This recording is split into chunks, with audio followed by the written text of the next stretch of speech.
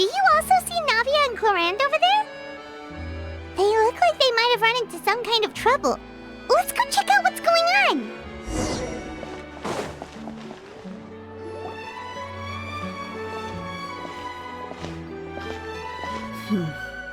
Still no dice? Not at all. And I've asked pretty much everyone in the court of Fontaine already. Lynette's ears drooped as soon as she heard that we'd have to be out and about for days on end. And Fremine, he hid himself under his helmet as soon as he realized there'd be people around that he didn't know. What about Chiori and Charlotte? I feel like both of them would be more than up to it. I've asked them already, but they're both pretty busy right now. I just gave the members of the Spina a few days off, too, so I don't want to bother them either. This is getting pretty difficult. Navia, Chlorine, what's up? Oh my. Well, if it isn't my dear partners. How are you all doing? Huh. Navia? Huh? Oh, you mean... Yep, this is our chance. Do you need our help with something? Oh, precisely. My dear partners, we've got a huge problem right now that only you can solve. Whoa, for real? Absolutely. We've already exhausted all our other options. Traveler, Paimon, would you join us and play Marechaussee Hunter Judgment Day? Marechaussee what now? It's a new game script by the Tabletop Troupe, a local roleplay adventure club. Ever heard of the Tabletop Troupe? They put out games that allow you to participate in a story and roleplay characters with your friends. Oh, I've loved their stuff ever since I was a kid. That sounds super interesting! Chlorine and I are both veteran members of the club. Recently, someone came up with a new script and was looking for people to help playtest it for them. And when they asked, of course I couldn't refuse. I mean, come on! A brand new script? Nobody has ever played it before. Generally speaking, scripts at that level of development have a lot of issues, but I think this one is pretty solid.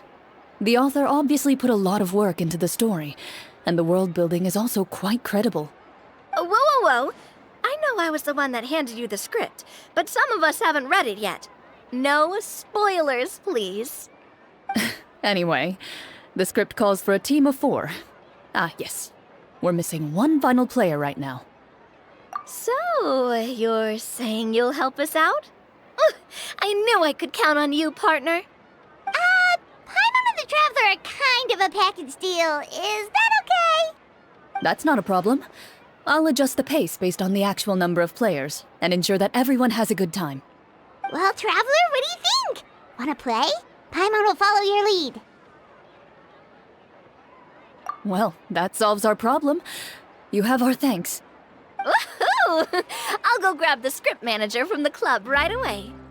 The script manager? Didn't you just say that you gave Chlorine the script? The club introduced a completely new kind of gameplay for the script. In this iteration, the Game Master's version of the script is incomplete. The script manager provides the next part of the script only after players have completed the current list of objectives. On top of that, in order to increase player immersion, the club has created some of the story's sets and scenes in real life. We'll only know where we should go once the script manager reveals the starting location. Wow, you're right. Whoever wrote this script really did put in a lot of work. And it's got a real healthy amount of suspense, right? I mean, even the GM doesn't know how the story will end. I look forward to experiencing it with you all. Why don't you go meet up with the others first? They should all be waiting at Chioria Boutique. I'll come over with the script manager as soon as I find them. Sounds good. Remember to always watch where you're going, and don't rush. You say that like I'm 6 years old or something. Let me think. What kind of character should I play this time? I just hope you'll pick up some useful skills this time. Oh, and stop trying to persuade every animal you come across.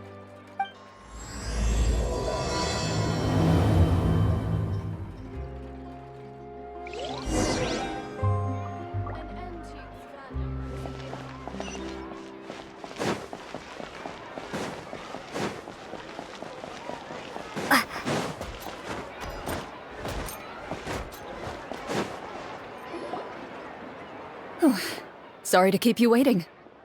Ah, you're back! Huh? And you've got the Traveler and Paimon with you, too! What a pleasant surprise. I assume you'll be joining us for the game then? Linny, Farina! Paimon didn't know you were playing too! Are you also members of the tabletop troupe? I'm more of a casual member, if anything. I haven't taken part in many formal club activities. Lynette Fremine and I play something similar at the Hotel Bouffe Tété sometimes, but I'm usually the GM. Still, I'm sure it'll be fun being a player for the first time. I'm looking forward to it. Well, I'm not a member of the club at all. Chlorine simply woke me up first thing this morning, said there was a good script worth experiencing, and asked if I wanted in. If you're interested, I can give you a referral. That should give you a 40% discount on membership fees. I think I'll wait to see how this experience plays out first, especially when it comes to the quality of the script. If it's sufficiently fun, then I'll join. Do you participate in a lot of tabletop troupe activities, Chlorine? You could say that. She's actually one of the few senior game masters of the troupe. Ah, right. I knew about that even when she was still my subordinate. It's nothing. Really, just a small hobby of mine. Wow. Paimon's so used to seeing you be all upstanding and intimidating as the champion duelist.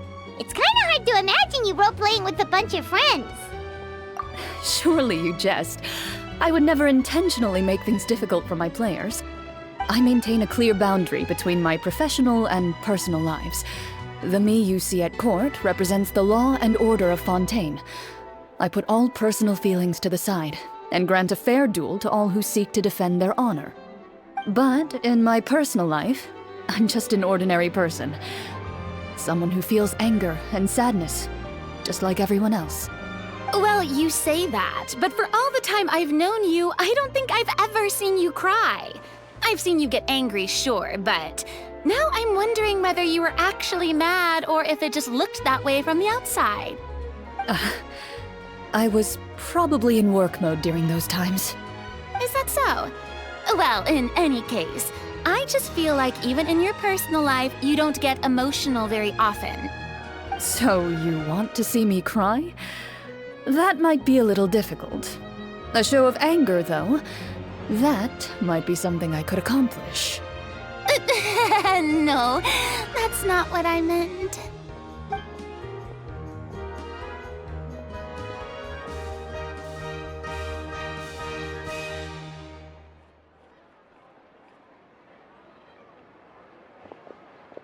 I'm back! Here, allow me to introduce you to the script manager, Mr. Florian. Pleasure to meet you all. Hello. Wait, are you a champion duelist too, Mr. Florian? Oh, no. This is just the costume provided by the club. I occasionally play a few of the roles in my scripts. That sounds like a lot of work. It's nothing. It's the least we can do to give the players a more immersive experience. Anyway, allow me to give you a brief introduction of the script. This script was adapted from the real history of the Marechaussee hunters. You all will play the role of hunters from a bygone era and resolve a series of events unfolding in the capital. Paimon's not super familiar with the history of the Marechaussee hunters. Is that a problem? Oh, no problem at all. I can give you a brief rundown. So, basically, Marechaussee hunters were people who dedicated themselves to hunting monsters and protecting the city by using a special swordsmanship technique passed down over generations. Their story can be traced back to the ancient Remurian dynasty, as well as the first hunter, Cassiodor. But I'll leave the finer details for you to seek out and discover later. And I'll provide additional commentary as the story progresses. In that case, brave hunters, are you ready to set out on an unknown adventure?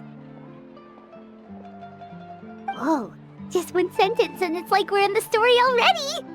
Aha, I see many a determined gaze before me. Very well, head over to this location and begin your heroic journey. So, as we follow the story, it leads us to specific scenes? Ooh, sounds pretty innovative. What does the message in the envelope say? It's the exact location of the scene, as well as the formal permission to use the venue. Seems like they have everything prepared. Please check all your belongings, everyone, and make sure you haven't forgotten anything. Once you're ready, please follow me to the designated location. Sounds good. Hunter Squad, move out!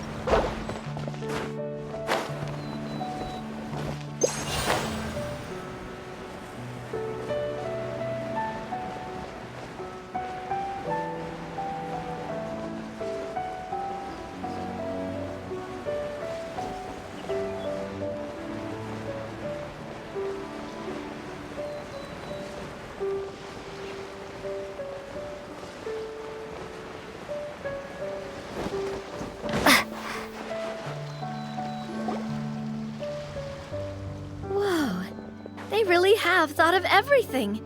Even the phaetometer is here and ready to go for us. The phaetometer? What's that? It's a card that's used to determine action success or failure. We'll need to use it when we try to use certain skills. And what about all the dessert and tea? Is that for us as well? That's what the message said. Really? That's so nice. It feels just like a tea party with friends. Those snacks have Paimon's name written all over them! I think you might be more of a snack hunter than a Marechaussee hunter, Paimon. Snack Hunter Paimon reported for duty! If there are delicious snacks to be found, Paimon will track down every last one! The desserts are great. But I'm still looking forward to the story more than anything. Very fair. Then, let us begin. First, please pick up the blank character cards in front of you, and write down your name and profession. You can find an abbreviated version of the rules printed on the back of your character card. If you have any questions, feel free to ask me. In this story, everyone is a Marechaussee hunter. To reflect this, the club has prepared a small badge for everyone. Ooh, nice! As hunters, you have proficiency in swordsmanship and fighting by default, so there's no need to allocate any additional skill points to those areas. Swordsmanship? So there's a fighting part to all of this? Paimon's not sure she can do all that on her own. Maybe Paimon can just stick with you? Why don't you share a character card then? The Traveler will be the Marechaussee hunter, and you can be her little floating assistant. Kinda like in real life. So, for the name, do I fill it out with the name of my character? Yep, it can be any name you like. You can use your real name too if you want. I do that whenever I get too lazy to think of a new name. Oh, so it would be like experiencing a different life, but still as yourself. That's not a bad idea. In that case, I think I'll continue to use the name Linny then. Next up is the skill sheet. You have a limited amount of skill points that you can use to learn a number of skills. The more points you invest in a particular skill, the easier it will be to pass associated checks.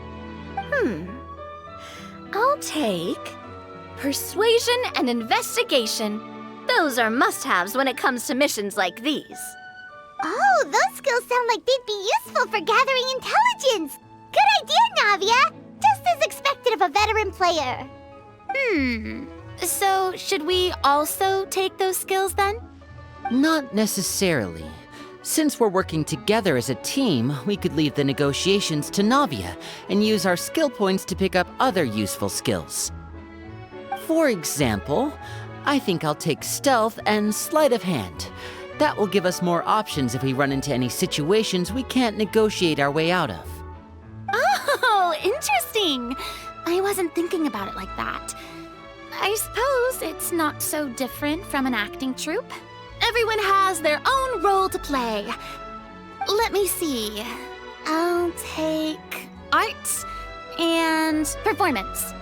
I'm not quite sure what use they'll be, but I'm not as knowledgeable about the other skills, and I am not too confident I'd be able to roleplay them well. Well, that leaves us. What do you want to learn, Traveler?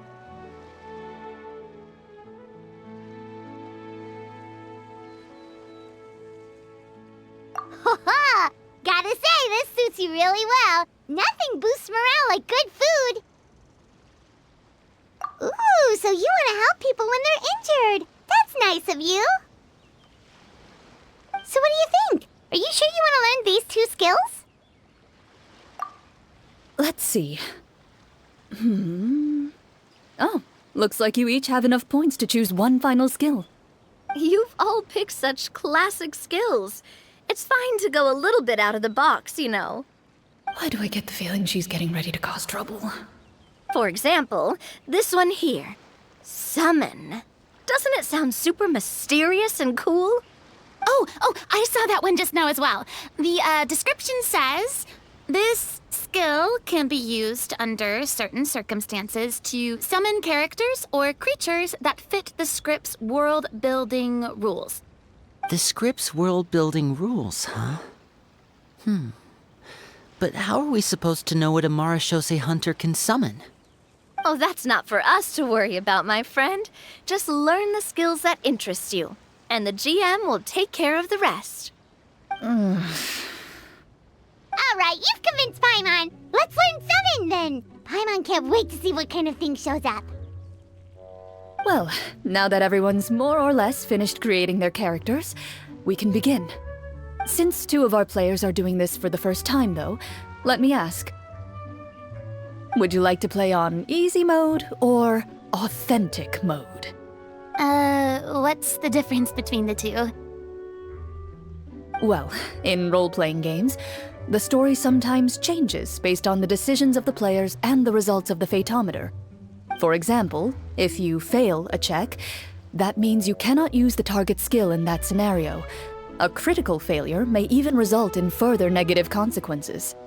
If you choose to play in authentic mode, every time you elect to use a skill, you'll need to use the Fatometer to see whether you succeed or fail, and face any consequences that may follow. If you choose easy mode instead, every check will be successful by default, and you won't have to worry about luck playing a factor.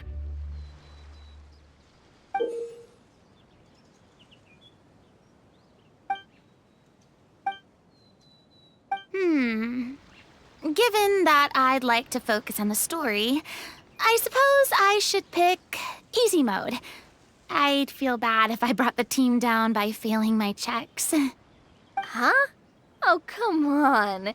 Don't worry about that. RNG is the lifeblood of role-playing games. I'm going with authentic mode for sure. Never knowing what you might have to overcome. Ugh, doesn't that sound exciting? I'd rather be mentally prepared for what might happen. All right, then I'll mark down Farina for easy mode. All her checks will be successful by default. As usual, Navia and Linny will play on authentic mode. What about you, dear partner? How would you like to play? Are you sure? Trust me, you'll see the beauty of RNG. Honestly, I don't think Chlorine would make things too difficult for us no matter what the Fatometer says. Isn't that right, Chlorine? No promises. That wasn't super reassuring. Well, anyway, enough talk. Let's get started. I want to experience at least a good chunk of the story today. Speaking of the story, why is the beginning scene on a beach? Well, that's because... a long time ago, back when human civilization was still in its infancy, powerful demons and evil sorcerers ruled over the land. They created a host of monsters and sent them to slaughter all humans in existence. Soon, a group of human rebels banded together. With their swords raised, they swore to brave the darkness, and in doing so, subdue each and every monster that sought their destruction. They became known as the Marechaussee Hunters.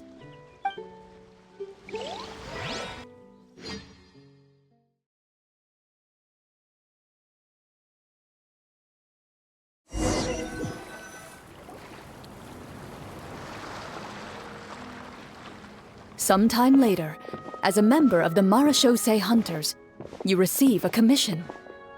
Following the address provided on the message, you take a boat and arrive at this strange city. As you inhale, you can taste the slightly salty air of the docks as you begin to survey your surroundings. There aren't many people in the vicinity, but you do take note of a few others who, like you, seem to be sizing up this place.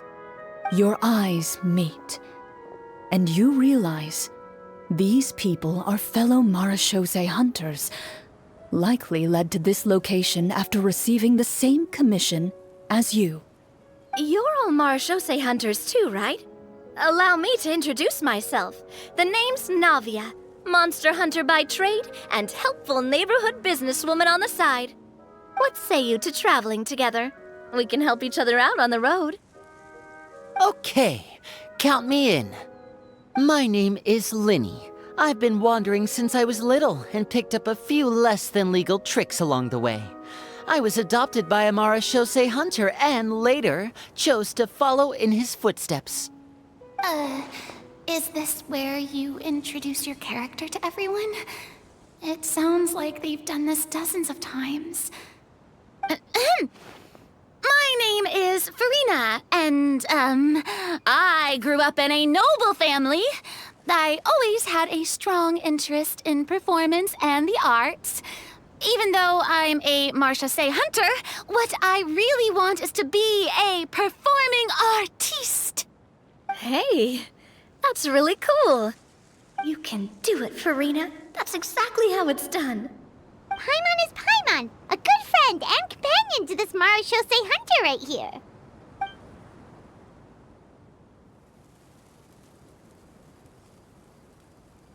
I've been studying the culinary arts since I was a child. I hope my delicious food can help boost people's spirits. That's wonderful. I'll be looking forward to your cooking during our adventures together. Well, if we're all here for the same commission, why don't we take some time to confirm what we need to do? You open your envelopes at the same time. The message reads, "To the honorable and trustworthy Marechaussee hunters, our kingdom is currently facing a grave crisis. The lands outside the capital have been overtaken by monsters, and our people are being led astray by forces of wickedness. We beseech you, please help us resolve this crisis and return peace and stability to our home." Huh. The layout of this city looks super familiar. It kinda reminds Paimon of Mondstadt! The scriptwriter must have used a real-world city as a reference when coming up with the map. As experienced hunters, the layout of the city reminds you of places once traveled. You recall the sight of tree-lined streets and the gentle tranquility of days gone by. Yet, as you regard the city in front of you, it appears to be little more than an empty shell. Its hollow gates are open to you, beckoning you to come forth and bring salvation back to the town. I carefully read every line of the letter and turn my attention to the signatures at the bottom. Who issued this commission to us? You see a long string of unfamiliar names. It would seem that many of the residents of the city issued this commission together.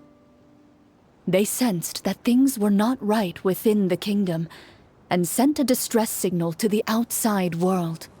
In that case, Why don't we take a walk around the city and see if we can learn anything from the local residents? Oh, good idea. We might be able to get some leads on the monsters and bad guys we're after.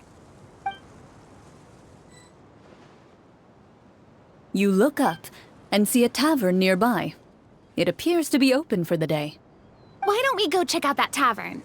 If the novels I've read are anything to go by, taverns are usually full of information.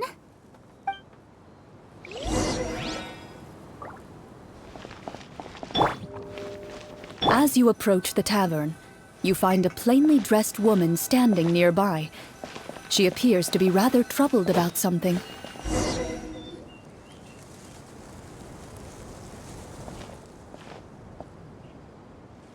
Greetings, friend. Lovely weather we're having today, don't you think? Oh, hello. I suppose you're right. The weather today is quite lovely. If only those monsters out there would stop causing trouble. It seems like every character included in the script has a certain amount of useful information to offer. If we keep asking questions, we might be able to get some good leads. Oh, come now, don't be sad. Life is all about optimism. Oh, that reminds me. What did you have for breakfast this morning?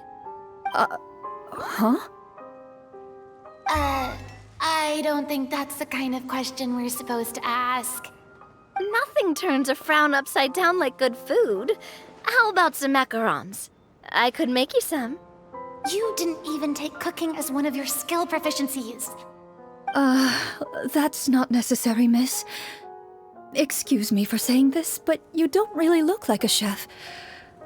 Besides, I'm not really a fan of sweets. So you're someone who barely smiles and doesn't like sweets. You're really starting to remind me of this one friend of mine. Hey! Did she just... me? Chlorine must have broke character for a second. This isn't getting us anywhere. Traveler, maybe you can think of something.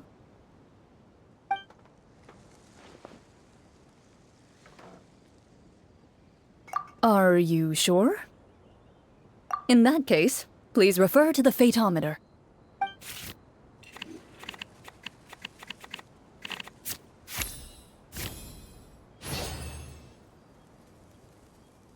Whoa, it was a success!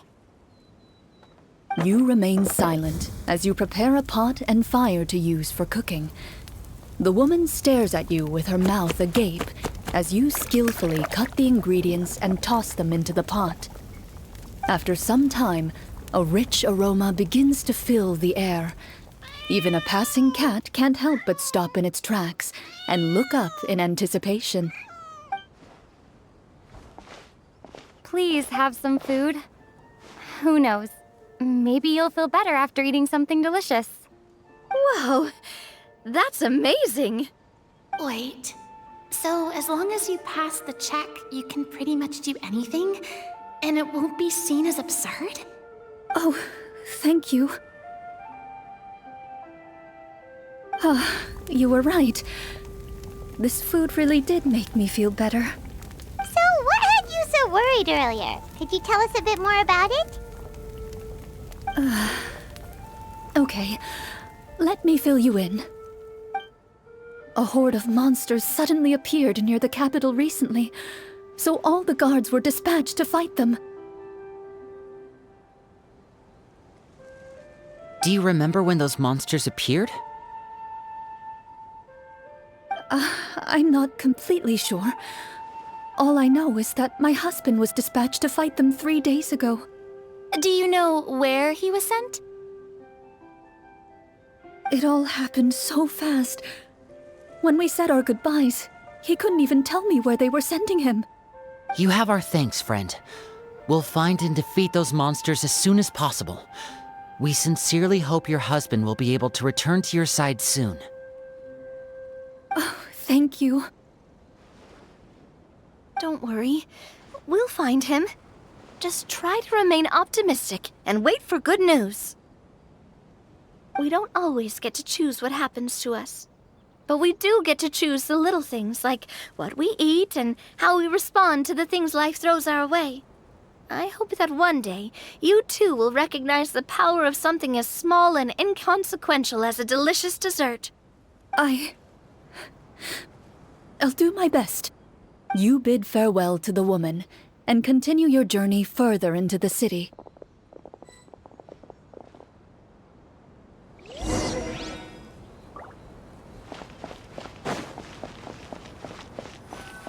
As you venture further into the city, the streets appear largely empty. An elderly woman walks past. You see her shake her head as she puts away her wrinkled wallet. A nearby merchant folds his arms and gives you a disdainful look. You get the impression that he's someone who has long gotten used to the sight before him.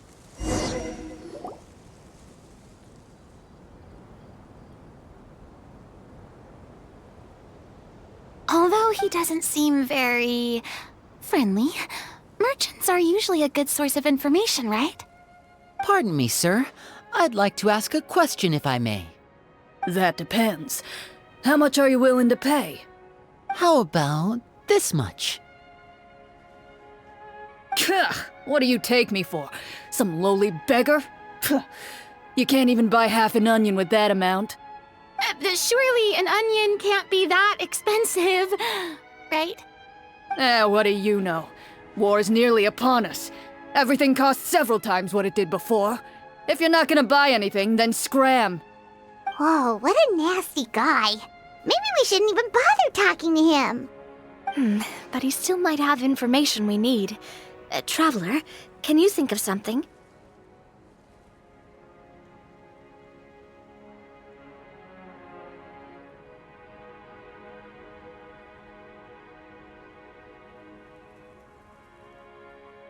Sir, we came to this city to solve the very problem you seem to be referring to.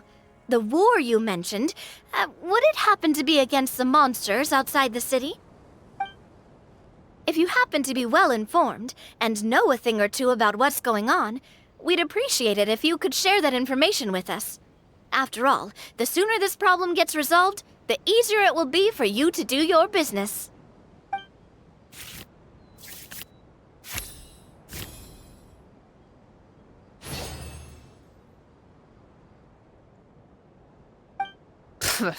Well, things are basically as you said, young lady.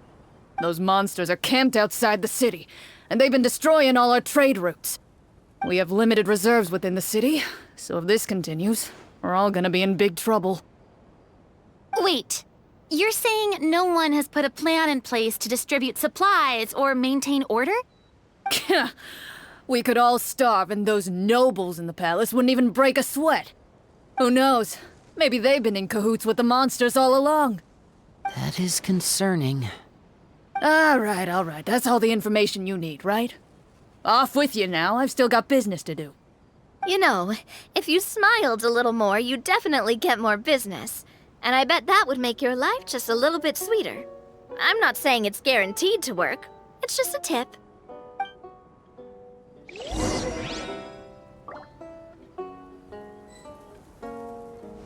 Should we try to go somewhere with more people? Oh, how about the city square? Follow me.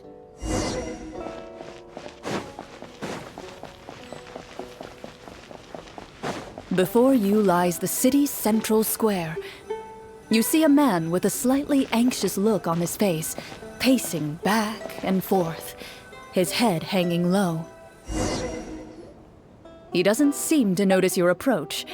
Still immersed in his own thoughts, he shakes his head and lets out a long sigh.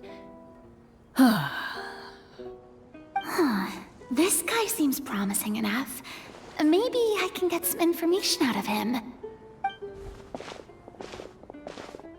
Hello, sir. Is there anything I can do to help you? Wait, you're... I'm... Oh, dear goodness! You're a Marechaussee hunter! You recognize us? Ah, are you... One of the people who wrote the commission letter? Yes, yes! Oh, I didn't expect you to actually come. Oh, what great news! The city is saved! What happened here? Alas, we once lived comfortable, carefree lives.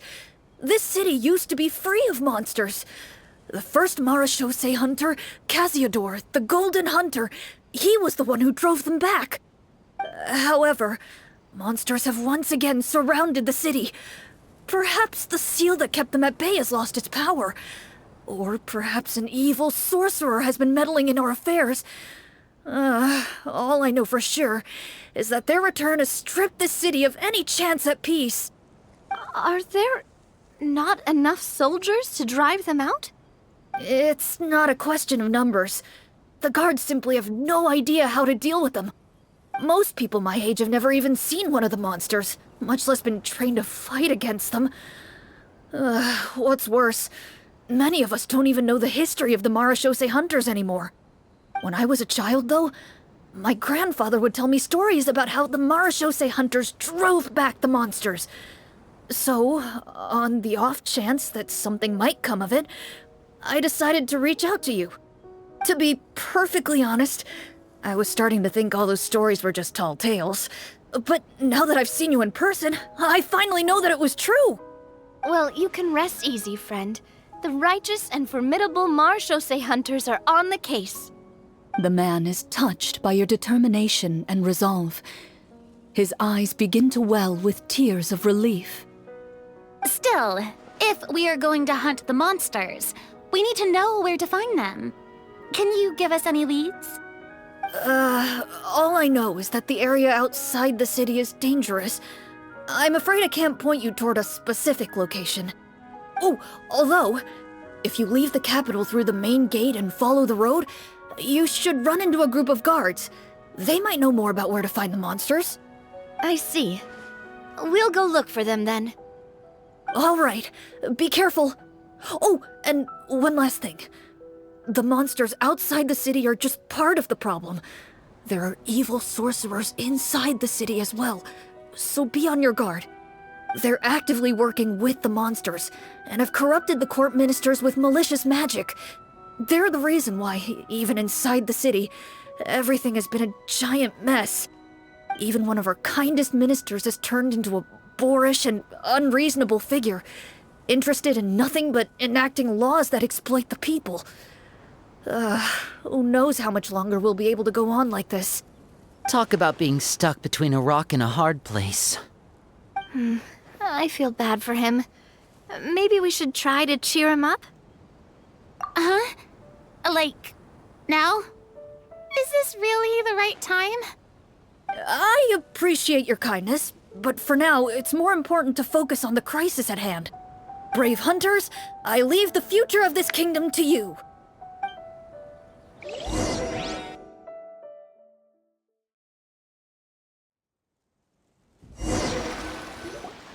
If I understood correctly, there are currently 2 problems in the kingdom that need solving, right? Exactly. We need to defeat the monsters outside the city and take down the evil sorcerer stirring up trouble from within. But which problem should we tackle first? Well, this seems like a good moment for a break. Take some time and discuss what you want to do.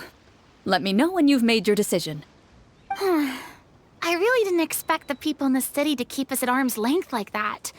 I totally thought the hunters would be treated like heroes.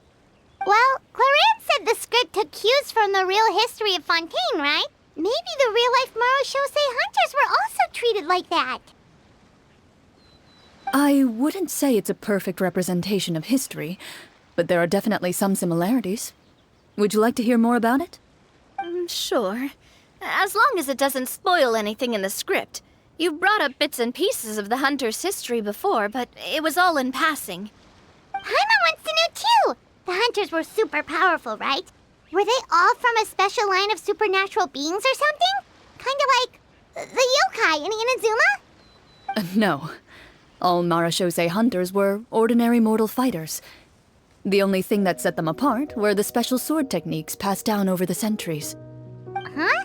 So you mean anyone could become a In theory, yes. All you would need to do is survive the rigorous training and master the swordsmanship techniques required to fight the monsters. Still, most people dropped out at the early stages, and others called it quits the minute they saw a monster in person. To become a hunter, you must be strong in both body and mind. What kind of monsters did the hunters fight exactly? Oh, and the evil sorcerer the script mentions. Did they exist in real life too? The land of Fontaine once played host to an ancient dynasty known as Remuria. After that dynasty fell, monsters began to appear, intent on obstructing humans from establishing a new social order. One of the ancient sorcerers of Remuria used his power to assemble a formidable army of golems. He sought to use that force to establish himself as king. Now, wait a second. Don't tell me that guy was the inspiration for the evil sorcerer in the script. We still haven't found any in-game information on him yet. So, why don't you talk about someone else for now? Well, I wasn't planning on going into anything you might be able to find out in the game. But if you want me to talk about something else, then... How about Casiodor, the Golden Hunter? Or Egeria, the ex-Hydroarchon? Wait, but those people are all from a super long time ago. Where did you learn all this, Chlorine? From my master. By master, you mean Miss Petronia? Someone you know? Absolutely. Miss Petronia and my father were good friends. Back in the day, she would often bring Chlorine over to play, but then... Let's not get off topic. Anyway, back to what I was saying. Responding to Egeria's call, a number of warriors followed Casiodor into battle against the monsters. This group of warriors, under Casiodor's leadership, became known as the Marechaussee Hunters. Yet, as Fontaine entered an era of peace, their work gradually became obsolete. The Marechaussee Phantom, originally an association made up of hunters, eventually came to be predominantly comprised of Melusines. Ah, I see. That explains why most of the people in the script have forgotten the hunters or think of them as nothing more than a legend. Is that really a bad thing, though? It can get tough always being the one shouldering everyone's expectations. Depends on who you ask, I suppose. If the name of the organization no longer commands respect, investigative work is bound to suffer. Speaking of investigations, which problem should we tackle first? Monsters or evil sorcerer? I vote monsters. That's the main duty of the hunters, right? We can come back to the sorcerer later. Well said, Miss Farina. Plus, if the sorcerers really are the masterminds behind this whole thing, defeating the monsters could give us some clues on their intentions as well. What about you, partner? What do you think?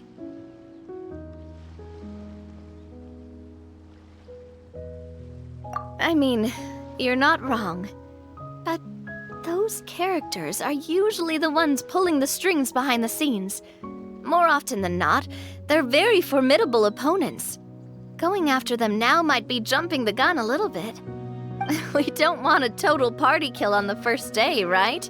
With Chlorine as the GM, I wouldn't rule out the possibility. Then it's settled. Let's go hunt some monsters. All right. After some discussion, you decide to turn around and head out of the city.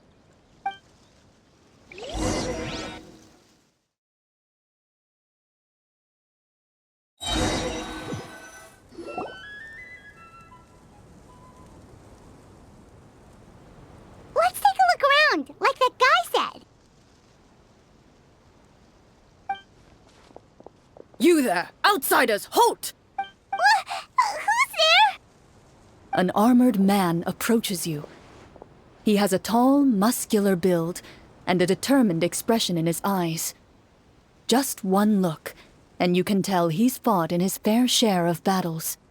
Although he's trying his best to conceal his current state, his uneven gait and the sweat dripping down his forehead make it obvious that he's been wounded and is in serious pain. I'm the captain of the guard. I saw you sneaking around the city earlier, so I'll only ask this once. State your purpose, or it's off to the dungeons for the lot of you. Wow, it's been a while since someone's been this suspicious of us. I said talk, not whisper between yourselves. Have you ever heard of the Marechaussee hunters? Marechaussee hunters? Ha! That fairy tale, you mean? What, you expect me to believe you're one of them?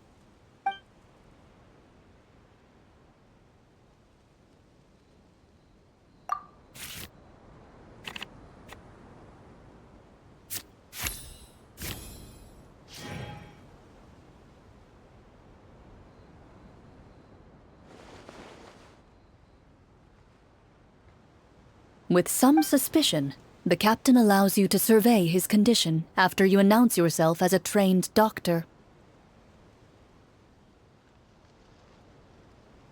Unfortunately, you're unable to adequately assess the source of his injury, much less come up with a way to relieve his pain. I'm sorry.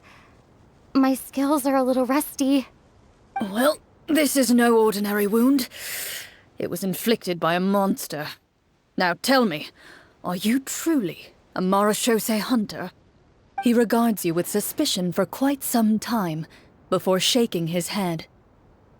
Perhaps he's finally accepted that you're here to help.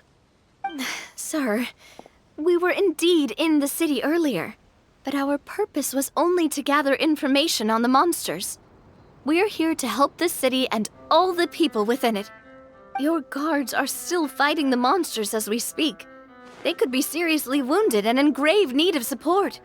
You need all the help you can get.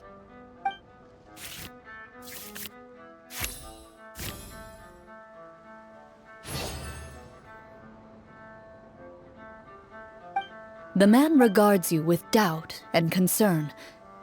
After a period of inner struggle, he lets out a long sigh and informs you of the locations where the monsters have appeared. Some of our new recruits have never even dealt with a petty thief, and now they're out there fighting monsters. If it weren't for this cursed leg. Oh, please, sir. Don't get too worked up. You need to focus on your recovery. Just leave the monsters to us. We're Marechaussee hunters, after all. Hearing you say that, a glimmer of hope flashes in his eyes. But it disappears almost as quickly as it came. Those monsters aren't easy to deal with. But if you insist on going, I won't stop you either. I just hope all the guards will be able to come back to their families alive. I wish you the best of luck.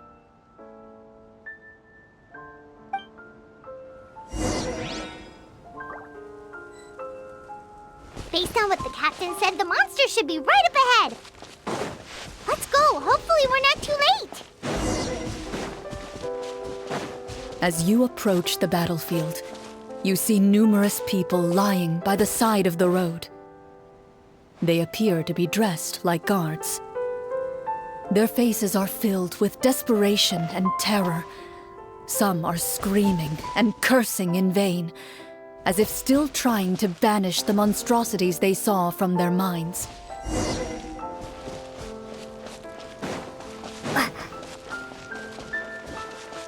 A few of the wounded look up at you in shock and disbelief. Quick, leave this place. Turn around and don't look back, they yell.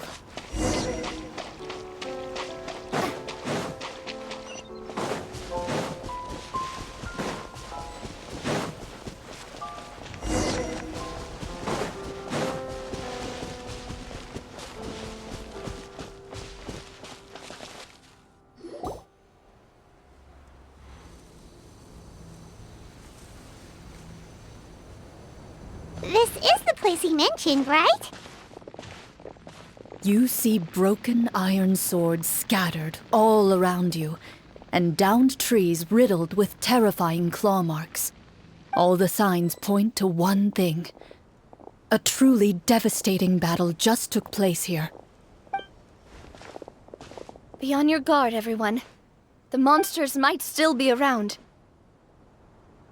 Before you can finish your sentence, you hear rustling sounds from the surrounding bushes. The monsters have emerged. They close in on you without fear, You get the impression that, in their bloodthirsty eyes, you're just another meal for them to devour. A little help here! This thing wants to eat Paimon! Your battle round begins now.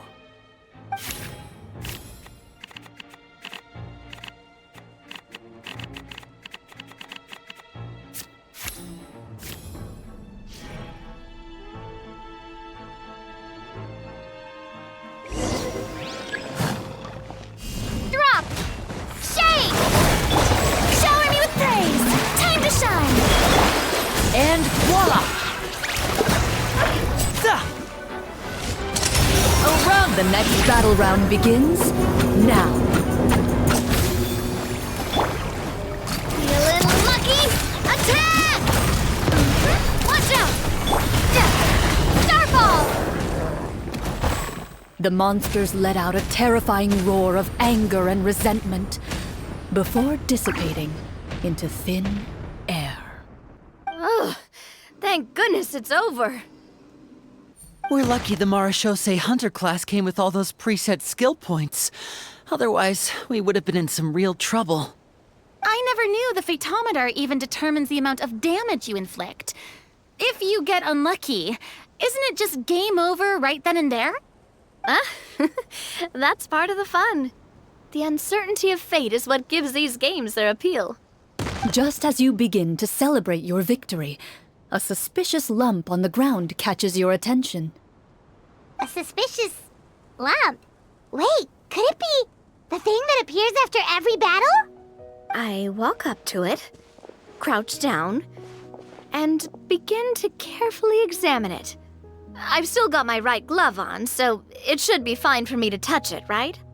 As you investigate the mound, you discover that the exposed portion appears to be made of wood. It was previously obscured by the large form of the monsters. With the monsters gone, the small protrusion now awaits your discovery, poking out of the ground like a shy flower bud. Whoa, it's a treasure chest!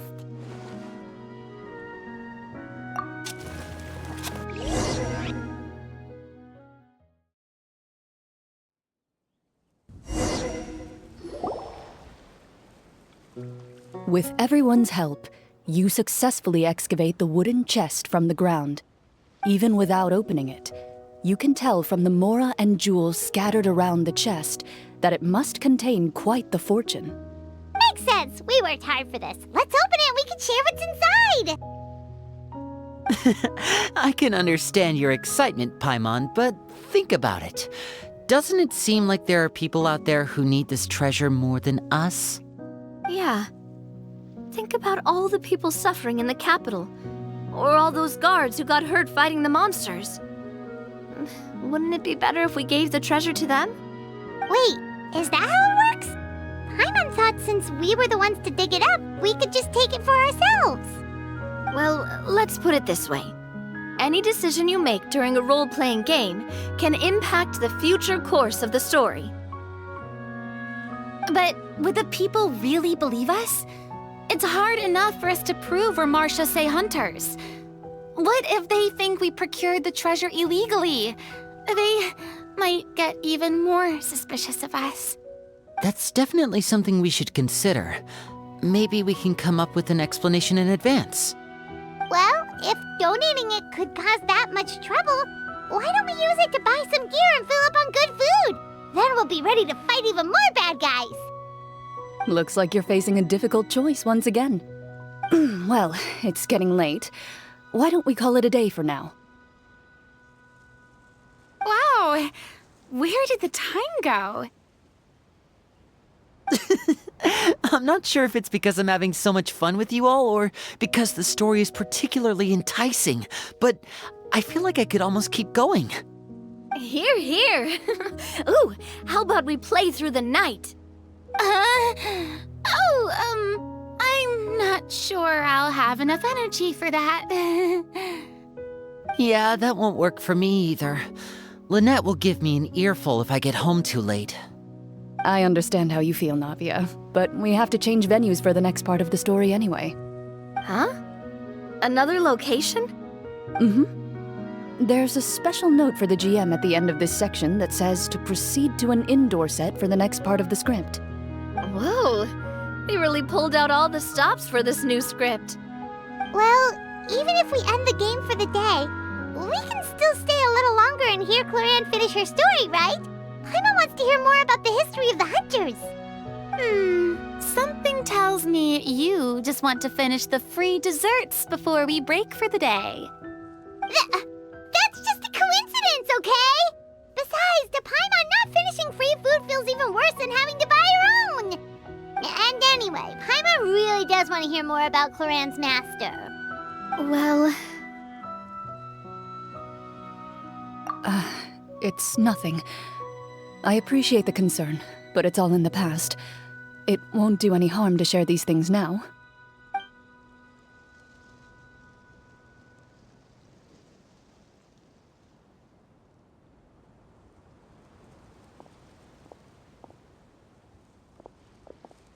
My earliest memories are of living with Master. According to her, she saved me from certain people of ill repute. My birth parents had left me behind some time before that. What a heavy beginning for a life story. Master was a fascinating individual, if inexperienced in the ways of raising children. My first ever toy was a short sword. Although I suppose it wasn't so much a toy as something Master removed from her waist and handed to a noisy child in need of distraction. Oh wait, so she handed an actual sword to a child? Isn't that dangerous? Did you hurt yourself? Of course I did. I cut my palm and bled quite a lot. But Master was not concerned. She just stood there and casually lectured me about it. See, that's what you get for not holding the sword properly, she told me. She then crouched down next to me and said, "Give me your hand. I'll teach you to bandage this wound. After that, it's time to learn how to truly hold a blade." Excuse me for asking this, Chlorine, but how old were you exactly when all this happened?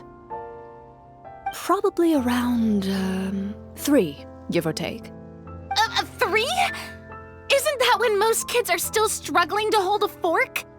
As I said, Master was rather inexperienced in the ways of raising children. She believed trial and error was the best way to teach a child what they're capable of. I'm not so sure this is a question of experience. I didn't see anything wrong with her ways at the time. And anyway, children don't get to choose how they're raised. Oh, she did bring me back a pet from Liyue once. It was a Geovishap hatchling. A Geovishap hatchling? For a pet? That seems even more dangerous. What she said was this: make sure to get along, you two. If you really can't agree on something, just settle it with a fight.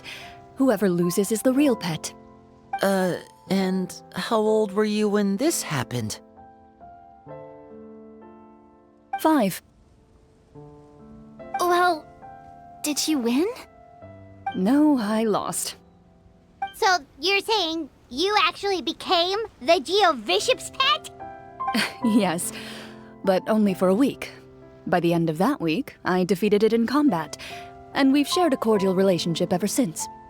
That really doesn't sound like the kind of childhood someone should have. Later on, I gradually understood that Master most likely didn't know any other way to raise a child. She was a Marechaussee hunter, but I never heard her bring up her own parents. Thanks to her, I learned how to navigate the forest by the age of 6, and could hunt monsters in the wild by myself the year after that. Even though the training she subjected me to was strict, she always made sure to take me traveling when she had the time. We met many of her friends during those days.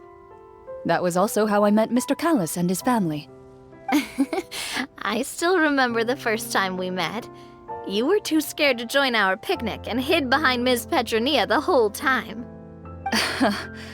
I still hadn't really met many children my age at that time, so I didn't know how to interact with others.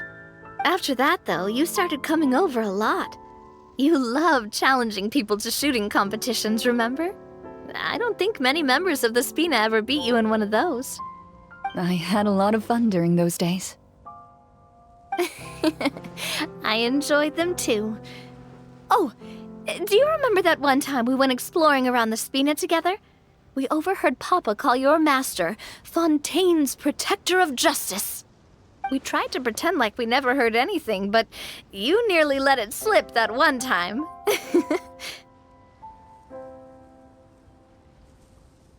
Protector of Justice? Oh, wait, you mean that vigilante hero from 20 years ago? The one who was always active at night? Yep, that would be her. She often would put on a black cloak and go out at night. I never knew where she went or what she was doing. Until, like Navia said, we overheard the truth from Mr. Callis that night. 20 years ago, huh? I still remember the guards leaving all kinds of witness reports about her on Nervalette's desk. My apologies. Oh, there's no need to apologize. You had nothing to do with it. And anyway, everything she did was for a good cause. Although, calling herself the Protector of Order was a bit much, especially when she deliberately operated outside the law. Huh? When did the Protector of Justice become the Protector of Order? Oh, she had a bunch of code names. I heard she would just come up with a name on the spot whenever she was asked. Later on, she probably got sick of answering those questions and decided to stick to just two: the Protector of Justice and the Protector of Order. That sounds like her, all right. I bet she forgot which of the two she'd use by the time she got back each night. Well, she certainly sounds like a fascinating individual. With her strong sense of justice, it's no surprise her student followed in her footsteps. It's true. I always wanted to become like her. Someone powerful, independent, and with a strong sense of conviction. But...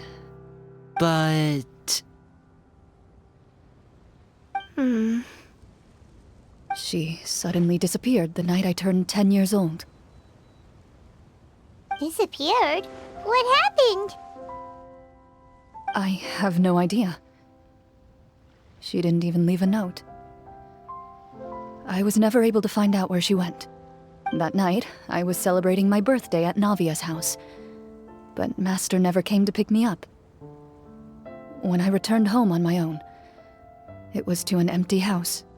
When she still didn't appear after a few days, I went to Mr. Callis's house to ask about her whereabouts, but he only shook his head. Papa probably didn't know either. I know he sent a few people to investigate the matter in secret, but they never found any credible leads. Don't worry, I understand. To be perfectly honest, given Master's personality and way of doing things, it all made a lot of sense.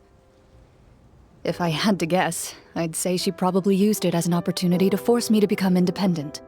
Just like how, when a litter of kittens reaches a certain age, the mother willingly leaves them behind. Were you upset, Chlorine?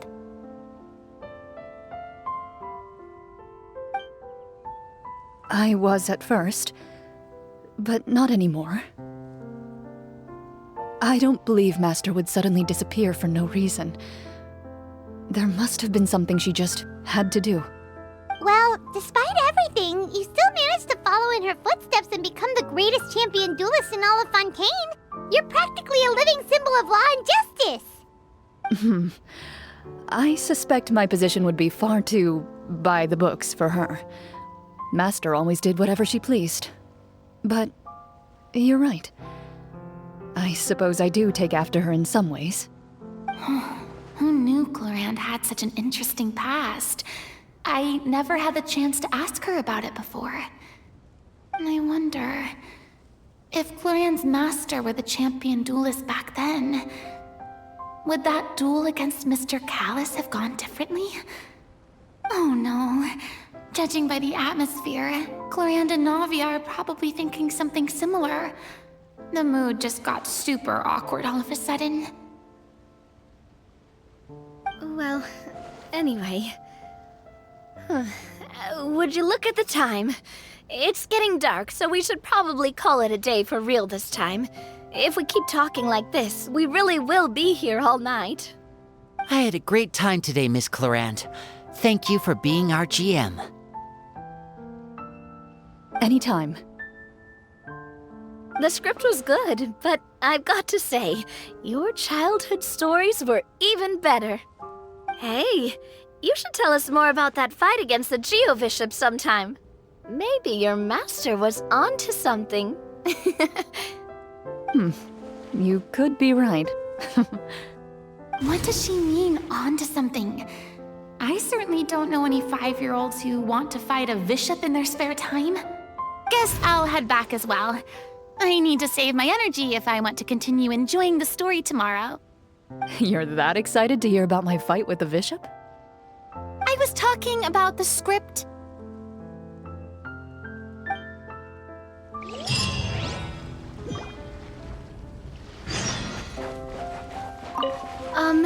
Just between the two of us, could you tell me what it was like to be the Geo-Bishop's pet?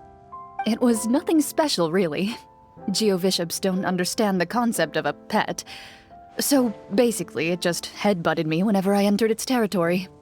And that hurt? Yeah, it hurt. What, something you want to experience for yourself? Oh, I'm good. Thanks.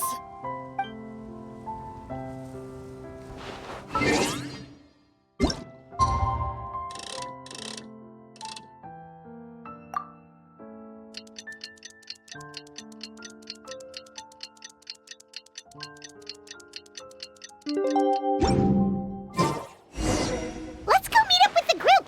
Paimon's really looking forward to today's story.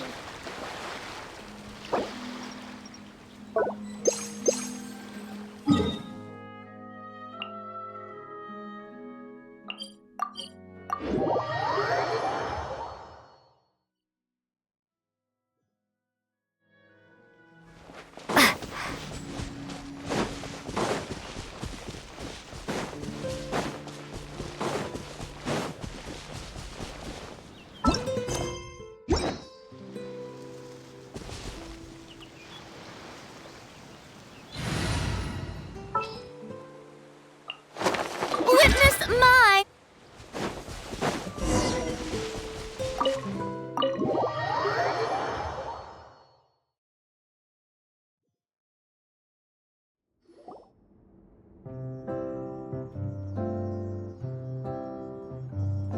Looks like everyone's here. Now, before we begin, why don't we finish where we left off yesterday? There was an important decision to be made, yes? I'll pour everyone a cup of tea. Is that really the most important part, though, Chlorine? Paimon's more concerned about our current surroundings. Heavy walls, cold railings, dim lights. This is obviously supposed to be a prison. I admire the work put into the set. Still, it's obvious the scriptwriter has never paid a visit to the fortress of Marechaussee. So the set is going to be a part of the script? Unfortunately, that is something I can neither confirm nor deny. Anyone think Chlorine's smile is starting to look kinda scary? Well, whatever happens, we'll just have to push on. But first, we should really figure out what to do with this treasure. If we're worried about arousing suspicion because of our identity, why don't we give ourselves a different name, just like Chlorine's master did? Yeah, it might be better to keep a low profile. As long as we're helping people, it doesn't matter who we are or what we're called. Staring at me won't get you anywhere. Or did you want some more tea? Oh, Paimon's good. Thanks. Why aren't you saying anything, Navia? Wait, what's that next to you? Oh, this is the short sword Chlorine mentioned last night. I found it. Huh. I'm surprised you managed to track it down after all this time. Well, I made sure to take good care of it, considering the circumstances in which you gave it to me. Of course I had to keep it safe. Anyway, where were we? Oh, right. I was just thinking about all the potential ways for us to break out of prison. We could dig a tunnel, or try to bribe the guards. Wait, we haven't been thrown into prison yet, have we? Well, it's only a matter of time. It pays to be prepared. Just like how you should always have an umbrella on hand. even when it's sunny. All right, Paimon's made up her mind. Let's just give the treasure away. Paimon may have wanted to keep it, but if it's going to land us in prison somehow, Paimon will be too upset to enjoy her snacks. So, you've reached an agreement? All right then, we can continue with the story. Oh, and we'll collect all the scattered pieces of treasure on the ground as well. All right. You collect the treasure and make your way back to the capital with your bag of loot in hand.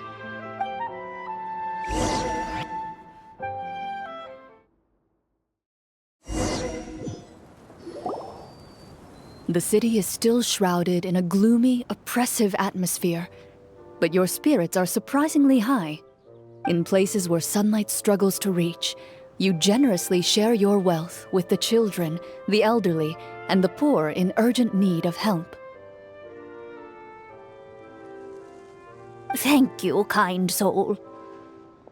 The elderly woman's look of gratitude follows you as you walk away, her eyes never leaving your back until you move entirely out of sight. However, there's still quite a bit of Mora remaining. It appears you haven't made much progress. She's probably trying to tell us to speed this up. We need to hurry up so we can address the sorcerer problem. Should we go find that man again at the square? He seemed like a pretty responsible guy. I'm sure he knows the people here far better than us. Oh, good idea! Just as you start to make way to the square, intent on finding the man again, there's a voice.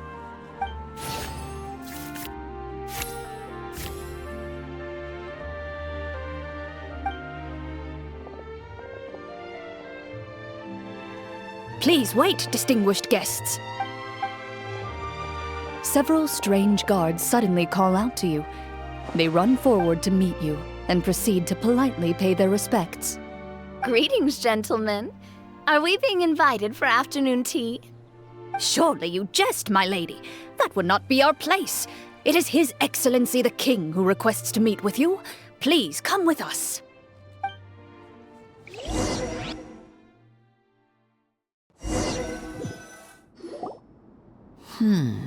Do you think this could be a trap?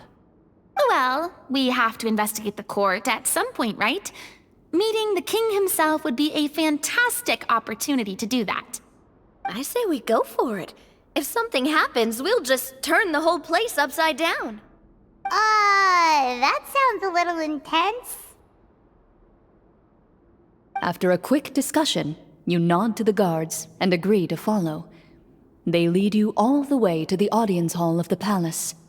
Gilded tables line both sides of the hall. The space itself is adorned with all manner of expensive antiques, glass shelves, and silver candlesticks. The items appear quite ordinary in size and dimension, yet their presence somehow makes the emptiness of the hall feel even more surreal and ominous. Wow, it's so luxurious! The elderly king, clad in a magnificent robe, sits upon the deep crimson throne before you. He wears above his head a majestic crown, with a gemstone the size of a bird's egg set right at the very front. As you observe it, you see a complex pattern of light reflect off its surface. They're here, Your Majesty. A man dressed in dark clothes, likely a minister, shields his mouth with his hands and bends down to whisper a few words to the king. After a moment, he lowers his hands and stands back up. His gaze shifts to fixate on your group, but he does not move from his place at the king's side. The king does not appear entirely aware of his surroundings. The man by his side, though. We should keep a close eye on him.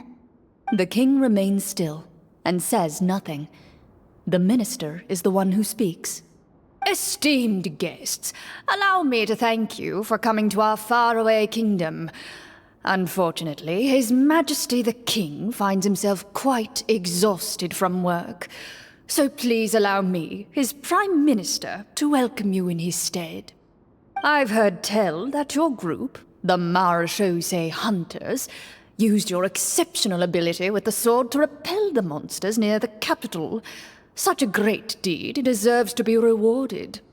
However, seeing that I was not fortunate enough to observe such a feat with my own eyes, you'll forgive me for seeking to verify the truth by speaking to you myself.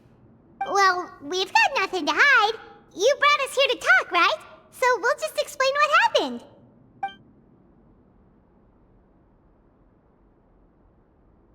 The golem's blades were so powerful, they could cut down trees in a single swipe. It took a lot of effort to defeat them, even for trained swordsmen like us. Well, that was enough details, right? Believe us now? Your account does indeed match those of the survivors. Since you were the ones who defeated the monsters, that must mean you are also in possession of the treasure they stole?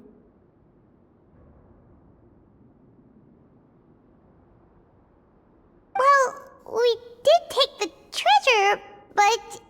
How did he know about the treasure? Then I must ask that you return it at once. It belongs to the kingdom. Wait, but didn't you just say that our great deed deserved a reward? Shouldn't the treasure be considered a part of that? Yes, that was indeed what I said. But you seem to have forgotten a very important distinction. Only that which is freely given by the king can be considered a reward.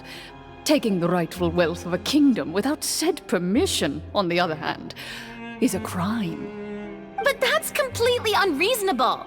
Yeah, that makes no sense! If it weren't for us, the treasure would still be buried underground somewhere!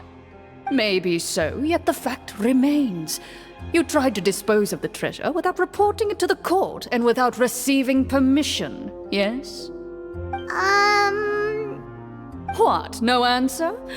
Surely you're not insinuating that you, a group of legendary Marechaussee hunters, sought to take the treasure for yourselves?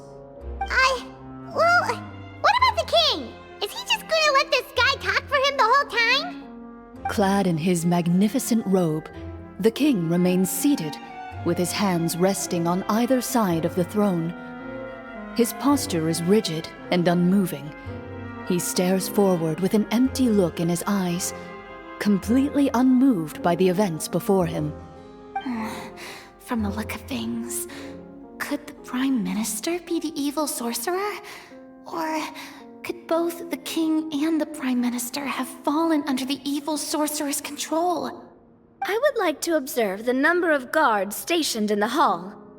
The guards in the palace appear fully armed, their expressions solemn. Sensing the tense atmosphere in the room, they stand at the ready, each with a hand placed upon the hilt of their sword, as if prepared to draw their weapons and surround you at a moment's notice. Well, there goes my plan to turn the whole place upside down, I guess. It appears we've been visited by nothing more than a group of ill-intentioned imposters. What a pity. Guards, take them away and throw them in the dungeons. Before I decide your fate, however, I must first determine whether you have any accomplices outside the court. Can't we try to slip away? Or maybe start some kind of riot? But if we try to fight the guards right now... Don't worry. At least we figured out who's behind all this. Let's just play it by ear. If you're scared, Paimon, just hold my hand. Thanks, you guys. You allow yourself to be led away by guards surrounding you on both sides. It's only when you begin to feel drops of water falling from the dungeon ceiling and smell the stench of death and decay all around you that you finally realize you've stepped into a completely different world. Stay here, and don't try anything funny. The guards lock the cell door and leave without looking back. Wait, sir! Your voice echoes through the dark hall, but the only response you receive is the sound of water dripping from the ceiling. No! What should we do now? Carve out a new path of fate with our own two hands, of course. I draw my weapon. You reach toward your waist, but find nothing there. You now recall that your weapons were confiscated before the guards locked you in the cell. The bag of treasure along with them. What about that knife I hid in my boot? When did you hide it in there? When I was thinking about digging a tunnel. Rejected. You failed to inform the GM of this course of action. Moreover, the guards would have conducted a thorough search before throwing you in prison. And the keys to the cell aren't anywhere to be seen? Correct. You don't even feel a lock hole on the cell door. Oh, well, there goes all our plans. Indeed. Huh? Why are you the one saying indeed? Because that statement holds true for me as well. This is where the script ends. What? But that's a terrible ending! Generally speaking, this should be the point where the scriptwriter gives the players some kind of hint, or gives the GM some kind of code for how to move forward. I mean, maybe they just really wanted us to be immersed in the feeling of being in prison? Like, they'll only show us the way out once we've grown truly and utterly desperate? That is a possibility. If only there were desserts and tea in real prison. Oh, wait, guess that's kind of how the Fortress of Maripede works if you're lucky. Oh, before I forget, Navia, the short sword you had with you earlier. I took a closer look, and the craftsmanship doesn't appear to resemble anything from this era. If I remember correctly, that style was last in vogue several hundred years ago. Wait, Chlorine said that sword used to belong to her master, right? Does that mean her master has been alive that long? I doubt it. The way she went about things often made her seem childish more than anything. I'd say the sword was most likely an heirloom passed down over time. Hang on. A precious heirloom passed down to you by your master. And you gave it to me just like that? You weren't worried I might lose it? Master left many things to me when she disappeared. There was the sword, an old key, and a good amount of junk she probably just didn't want to take with her. I gave you the sword back then, because I didn't want our friendship to end. Wait, when did this happen exactly? After the duel. Between Mr. Callis and myself. Before that, Chlorine would have meals with us and even stay over at the Spina some days. She was on great terms with Papa as well. After the duel, though, there was a period of time where we simply didn't know how to face each other. She entrusted this sword to me, and never came back. We were both sad, and conflicted, and totally overthinking everything as a result. Whenever I looked at this sword, I couldn't help but wonder if Miss Petronia had never introduced us to each other at that picnic. Maybe part of the sadness I was feeling could have been avoided. Back then, it felt like I hadn't just lost a father, but a close friend as well. No one can change the past. The most important thing is that you two found your way back to each other and can enjoy things like this together. Yep, you're right. I'm sorry, you two. I didn't mean to bring up any sad memories. Think nothing of it. No one here is at fault.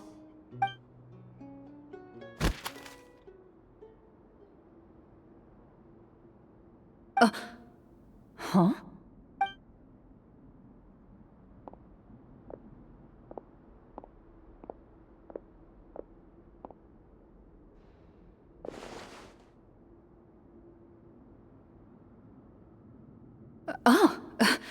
Looks like the next part of our script is here. Perfect timing. The situation was really starting to get desperate. And not just because of the prison thing. From Chlorine's face, Paimon really can't tell if it's good news or bad news. Water continues to drip from the ceiling. In this lightless dungeon, you lack a reliable way to tell how much time has passed. Eventually, You get used to the unpleasant odor of straw, mold, and rust, and find yourselves alternating between fits of drowsiness and despair. Suddenly, you hear footsteps outside the door. Heads up, everyone. Someone's coming. Gather close, everyone, and keep your voice down.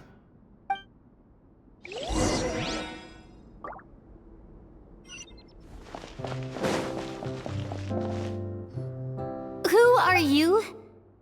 I work as a guard in these dungeons, but my true identity is the same as your own. I'm also a Marechaussee hunter. Huh? Shh. I've already sent away the other guards, but if we make too much noise... I understand, but how can we be sure we can trust you? The king has issued a formal decree. In light of the irrefutable proof of your crime, you're to be executed before tomorrow's sunrise. If you want to escape, it has to be now. Executed? We barely did anything! Monsters appearing at the same location as the treasure. Could this entire thing have been a trap? There will be time for speculation once we're out of here. As for my identity, I have no way to prove that to you just yet. Infiltrating the capital was difficult, and finding a chance to speak with you has taken a lot out of me. I could go on, but I think we can all agree that now is not the time for details.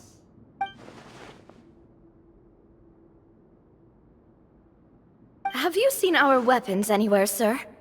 Don't worry, I brought them with me. They're just behind the door. Still, these weapons alone won't be enough to defeat the true enemy behind the scenes. His faction is too powerful. The guards are all under his control, and he's even stationed a number of golems in various rooms throughout the palace. To defeat him, you must find a secret vault. It is said that within that vault, the Marechaussee hunters of the past left behind a treasure with the power to defeat the sorcerer. You're not coming with us? No, I'll remain in the dungeons to deal with the guards. I'll try my best to distract them so they don't go after you. As long as my identity is not revealed, I'll be able to aid you when the final battle comes. In that case, please stay safe. Thank you for your concern. I will do my utmost. As for the location of the vault, here, this map should lead you there.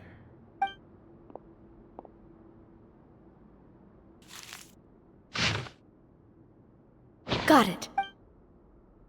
All right, once I open the door, remember to stick close and refrain from making any noise. I'll lead you out of here as quickly as possible. You now have the chance to restore the honor and legacy of the Marechaussee hunters. So please, get out there and reclaim what's ours. And be sure to exercise caution. With the help of the guard, you successfully escape the dungeons. Your sense of despair and anxiety both seem to fade as you continue your quest.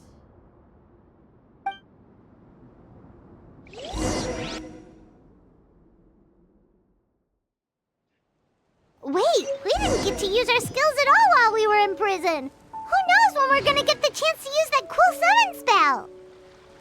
That is a pity, but we can only continue to move forward.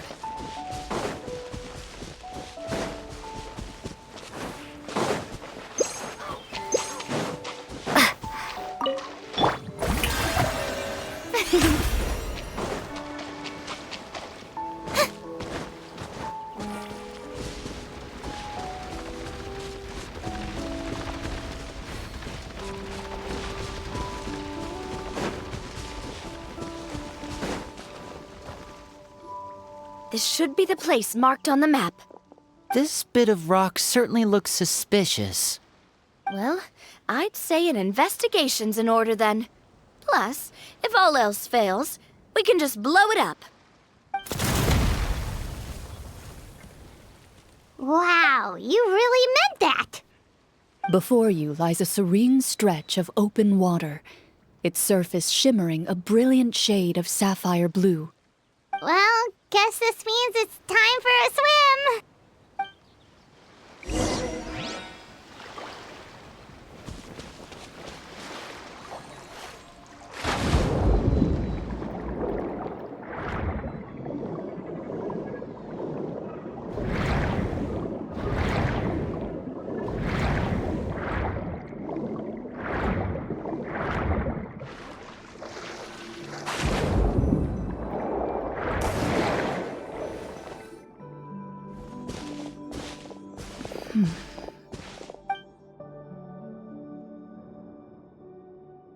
What's the matter?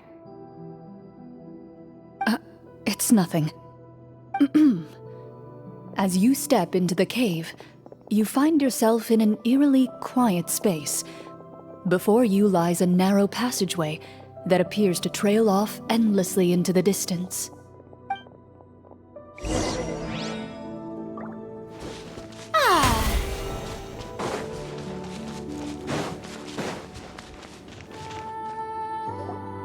Wow, this must be where the treasure is hidden. But this door is blocking our way in. It almost looks like it's been here for quite some time. I've got to hand it to the tabletop troupe. They really went all out with the props. Huh. What have we got down here? A kind of mechanism connected to the door? It looks like we might have to arrange it into a certain pattern. A pattern on a stone door. That's something Master mentioned before. Is something wrong, Chlorine? After a long, difficult journey, you finally arrive at the location indicated by your map. It appears to be an ancient site of some sort, where treasure likely awaits. Your surroundings are exceedingly quiet and serene, as if the secret that slumbers here has never once been disturbed.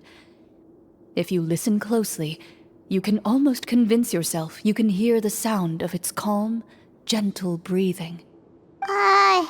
That description makes Paimon feel kinda bad for disturbing this place. We're doing this for the sake of the people, to free them from the evil sorcerer. I say it's time for this treasure to once again see the light of day. Linny's right. We need to keep going. The future of the kingdom depends on it. The next part of the story requires us to solve the puzzle, right? Let's start exploring the area. Yes, that should be fine. Something feels off about all this. Guess I'll just have to improvise.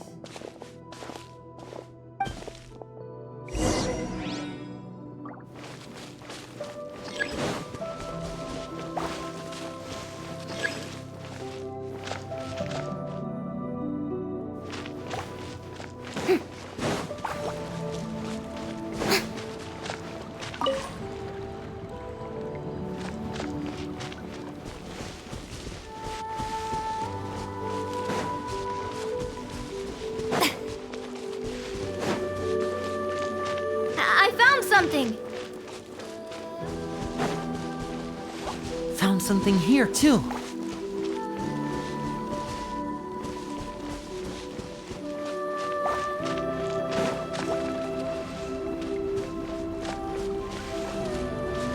Same here.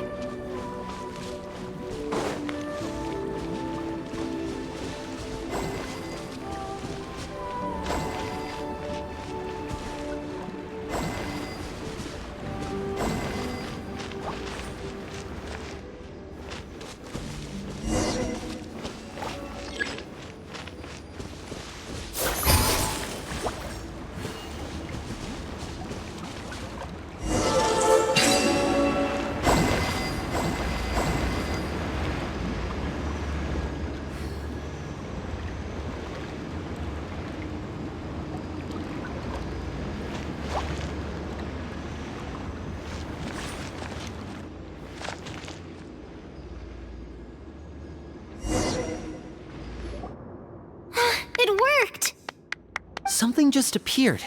Some kind of new mechanism, maybe? By solving the puzzles, you prove yourselves worthy of inheriting the secrets of the past. At the end of each puzzle, you're rewarded with With? a key.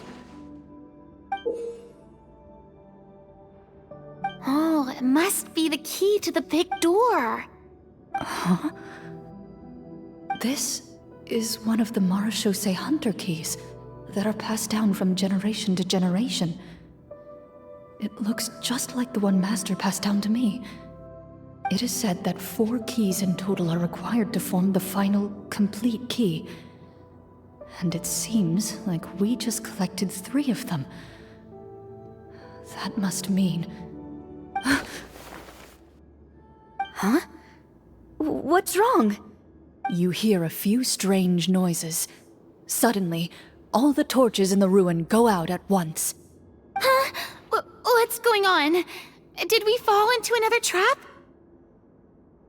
For the sake of immersion, please close your eyes, everyone. Without the torches, the space is now completely dark, and you cannot see anything.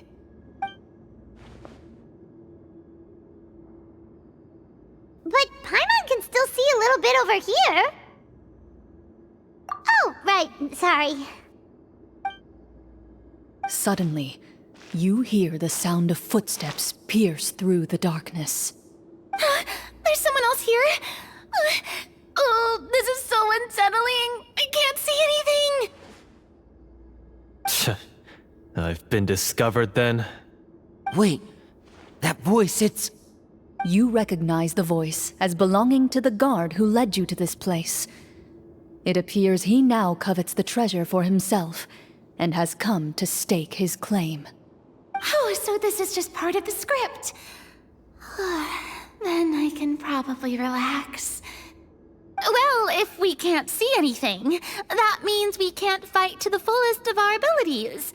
Should we retreat for now?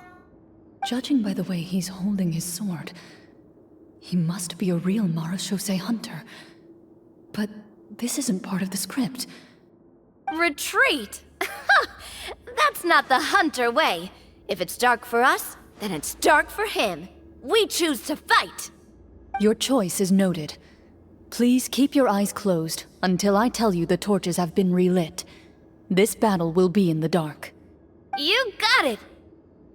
Well then, let us begin.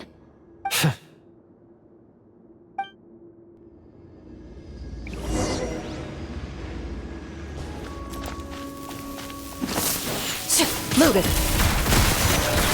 I'd like to try to hit him with my sword. Your strike is successful.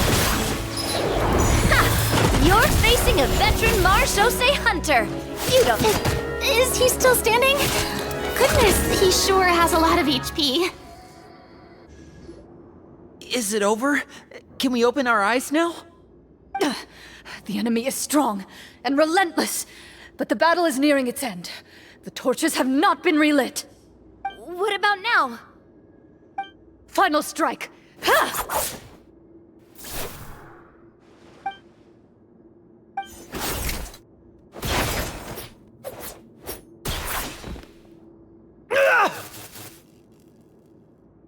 Well, did we get him?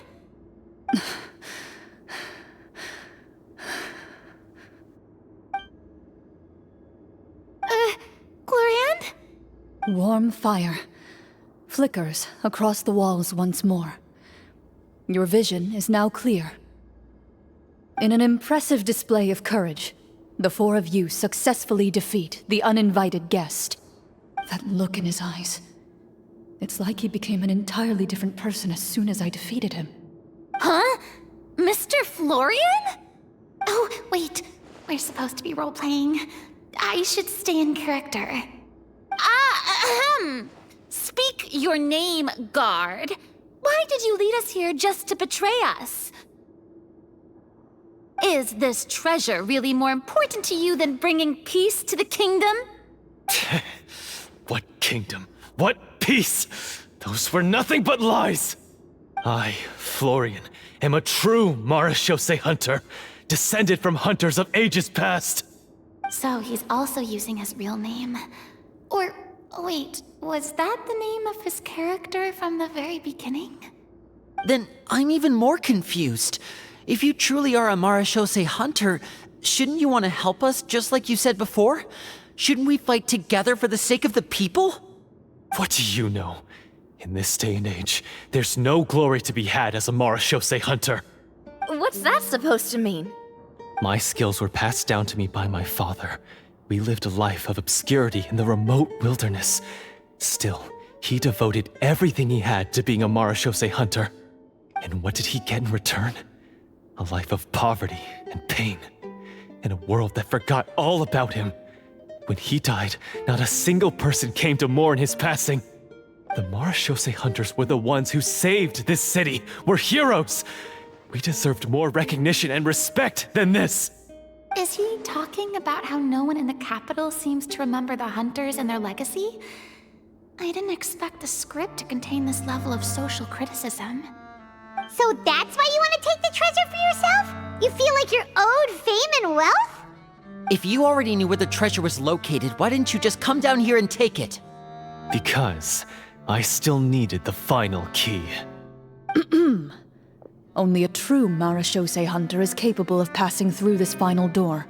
As someone who sought to hurt others for his own gain, Florian lost that right long ago. Okay, but what is this treasure anyway? We've got all the keys, right? So can we just go in and take a look? You're sure you want to go in? We've been talking about it for so long, of course we want to see what's inside! And we've already defeated Florian, right? So he won't try to take it from us anymore. Pesky brats.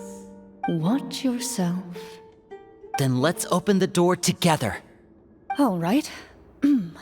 Your choice of action is confirmed.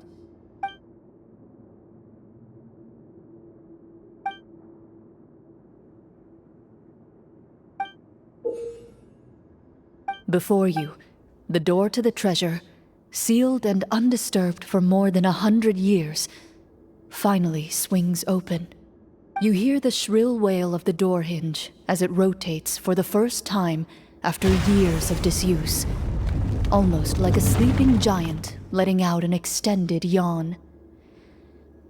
You get the impression that the secrets buried behind this door might be just as heavy as the sound you just heard.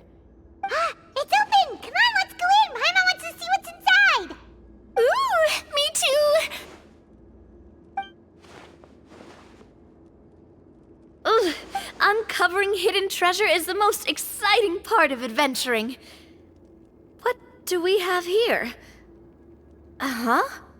A stone tablet? And some shabby weapons? You call this a treasure vault?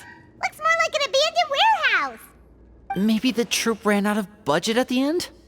They provided a super immersive experience at the beginning only to drop the ball at the most important part? They could have at least filled this place with cardboard mora or something!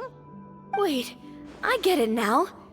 Paimon, this is the real Marechaussee hunter treasure. Huh? This is it? The Marechaussee hunter treasure is just a stone slab and some broken swords? I can't believe it. I refuse to believe it!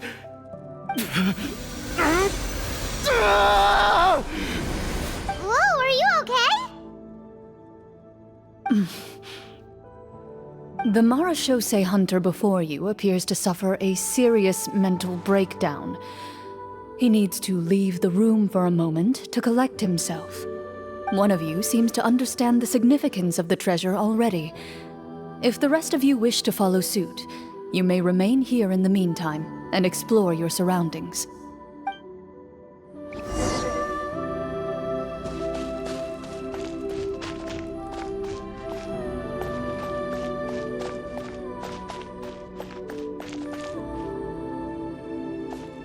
Walter.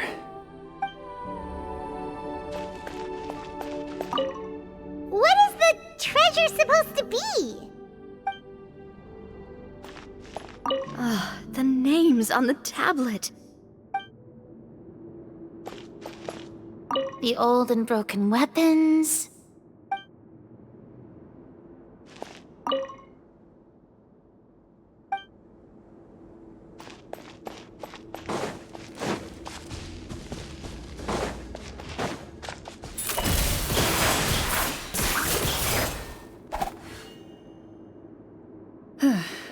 So, how are you doing?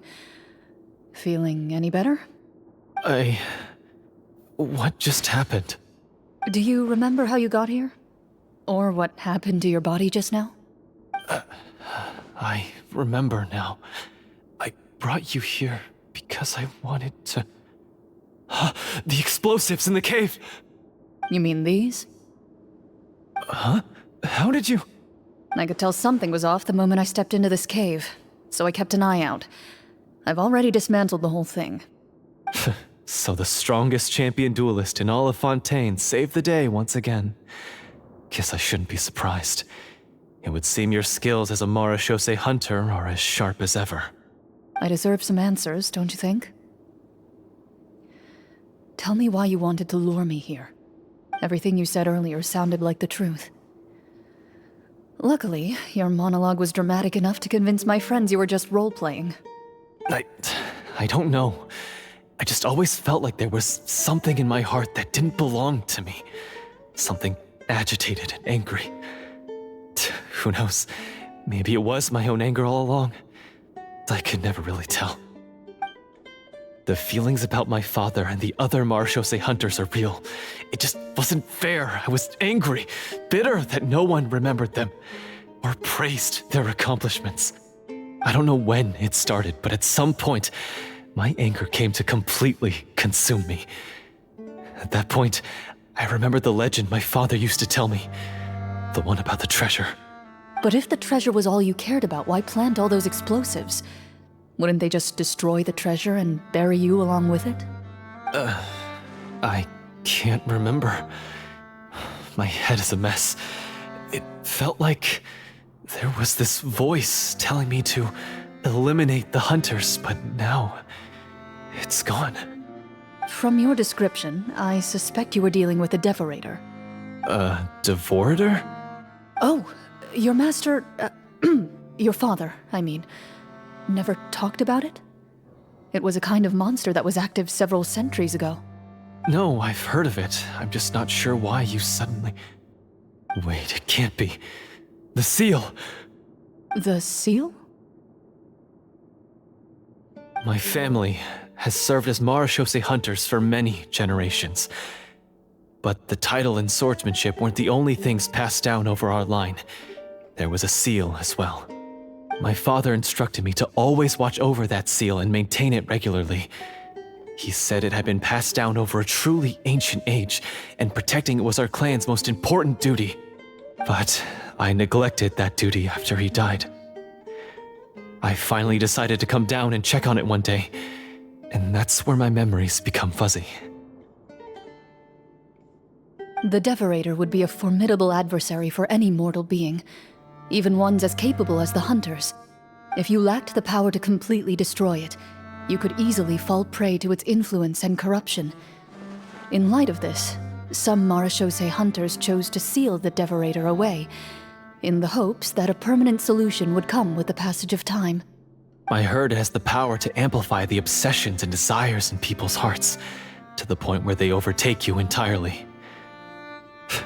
It would seem I'm not just lacking in skill with a blade, but in mental fortitude as well. And yet, you were able to retrieve 3 of the 4 keys. If I remember correctly, each was entrusted to a respected and capable hunter. How did you manage it? One of them belonged to my father. The second I stole from a different hunter. And the third... was one that I snatched while the person was on the way home from the tavern. I nearly died in that alley. I know just how strong you are. It's as clear as day to everyone in Fontaine.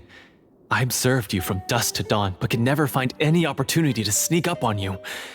I never even saw you drink a single glass of liquor. The only way I could think to obtain that last key was to lure you here using your hobby, and then... Oh, I get it now. That monster, it wanted to bury you here alongside the treasure. I won't comment on anything else, but the script was good. Well, I did pour my heart and soul into it. The stories my father used to tell me about the glory of the heroic Marechaussee hunters and how they came to be forgotten. It's more than just a story. Huh? You're proud to be a hunter. You're still holding onto that part of yourself, no matter how small. I have done so many despicable things. I have nothing to be proud of. Then explain the purpose of the evil sorcerer in your story. Huh? Isn't he the true antagonist? The one who sought nothing but his own gain, and used the people as pawns to attain it? In your heart of hearts, he was the one you truly wanted to defeat. But I've already tainted my sword. I no longer have any right to... Wake up, Florian. Remember how you introduced yourself earlier. Do you really think the hunters acted out of a desire for honor and glory? Or to be loved and acknowledged by the people? What did your father teach you about our order? You do not wield your sword for yourself, but to protect those you serve. There's nothing special about a blade. It's the intentions of the wielder that matter above all else. Do you still not understand? Even after seeing the treasure for yourself? The contents of that room, they represent the true legacy the hunters left behind. You're right. I am a Marechaussee hunter. It's time for me to redeem, no, to finally serve the people I vowed to protect all along. I wouldn't be so quick to push aside the need for redemption. I know. That's a charge I won't bother to defend myself against. Good. Then, come with me, and help me see the script through to the end. Huh? See the script through to the end? But there's no more script left. Never finished it, huh? No, I mean, I wrote the script with the sole purpose of luring you all here. There was no reason to write beyond this point. Then we'll just have to keep writing it. The evil sorcerer still needs to be defeated. You mean the Devorator? Are you saying I have to make up the rest of the script as we go along? Is that really so hard? You've already written most of it. Surely you can write an ending where the hunters win and justice prevails. I'll be there to help you too. You aren't afraid your party will fall into danger?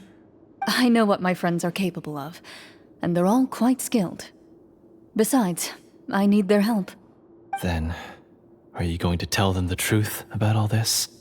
I don't intend to spoil the fun. Sometimes, protecting dreams and fantasies is more important than exposing the truth. Don't you think?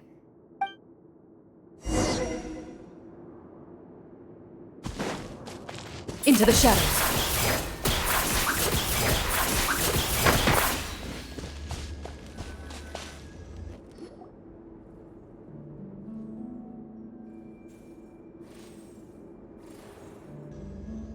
They're back! That took a while. Ahem!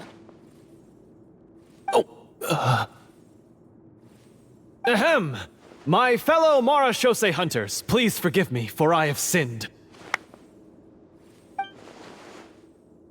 Tone it down. Sorry. After crossing swords with you and witnessing your courage in battle, I've rediscovered my true self and regained my pride as a Marechaussee hunter. Oh, do I smell a redemption arc? I confess, I was brainwashed by the evil sorcerer. He asked me to lure you here so he could bury you in this cave. That little... Wait, you're saying all of that wasn't you, but the evil sorcerer? That's right. He's adept at manipulating the hearts and minds of the people. I fell under his influence because I did not possess a strong enough sense of will. Huh! And how are you going to prove that you're a changed man? We're not going to fall for the same trap twice. To be perfectly honest, I only came to my senses after seeing the treasure. It reminded me of my father's past teachings. The treasure was actually... The names of all the Marechaussee hunters from ages past and their weapons? Wait, you already know? Of course. Don't underestimate a veteran role player's exploration skills. Oh, wait, I mean Marechaussee hunter Navia's exploration skills. We just finished reading through the content of the stone tablet. That tablet recorded the lives of some fascinating people. For example, this Marechaussee hunter called Est. She inherited the responsibilities of the Golden Hunter and passed judgment on many people, But in private, she had a very easygoing personality. Her favorite pastime was singing and dancing with her friends, and she was said to have a beautiful voice. So, she was just like you. Oh, you really think so? Well, when you put it that way, I suppose I also have a few things in common with this Walter. Working as an executioner, he supposedly used a countless number of tricks to confound his enemies in battle. Oh, if only I could have seen the feats of magic he pulled off back then. Their lives were all so exciting. You could write so many cool books about their accomplishments. How could they have all been forgotten? Because they chose to be. To hunt monsters that only appear in the shadows, you must also operate in the dark. To be a Marechaussee hunter is to willingly give up on wealth and fame. Then this stone tablet must have been left behind by their companions. That's right. Few Marechaussee hunters ever revealed their identity to the public. They always protected the city from the shadows. The only time they spoke of their accomplishments would be at night, when they gathered with their fellow hunters in front of the bonfire to share stories of the monsters slain by their hand. So, this tablet was created not so that the hunters would be remembered by the people, but so that they would be remembered by each other. No wonder this place was so well hidden. You regard the stone tablet in solemn silence. The names of your comrades etched onto its surface serve as a reminder that you are never truly alone. The tablet proves that, although a hunter walks a shrouded path, it is not a solitary one. There will always be those who walk beside you, a fact that remains as true today as in ages long past. Their legacies shall continue to be passed down from generation to generation, as everlasting as the stone onto which their names are carved. Father, you once told me that I should seek out the treasure if I ever became lost. So this is what you wanted me to find. Thank you, my friend. You are very kind. I implore you, everyone, please give me a chance to make up for all I've done. Allow me to fight alongside you and defeat the evil sorcerer that threatens the peace and prosperity of everyone in this kingdom. Well, I say we let you join. Sounds good to me too. Everyone makes mistakes. What matters is what you do to make up for them. I have no objections, but Mr. Florian, do you even know how to defeat the evil sorcerer? When he took over my mind, I gained some insight into his thoughts. Every time I thought of the treasure, he reacted with a strong sense of fear. Huh? He's afraid of the treasure? But there's nothing here except some broken weapons and the stone tablet. What if the secret's hidden inside these weapons? GM, permission to investigate.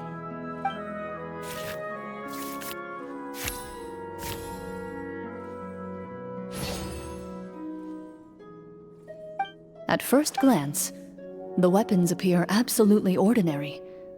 But as you observe them, you notice a faint energy emanating from within. These blades have slain countless monsters. Though it's been a long time since they were used in battle, their edges remain sharp, as if they're simply waiting for the next worthy hunter to carry on their legacy. So basically take these with us, right? I'll take this weapon, since it used to belong to Est. Maybe it'll find comfort in being held by someone who appreciates the arts. Good idea. I'll take Mr. Walter's bow then, from one archer magician to another. Paimon's gonna pick a cool weapon too!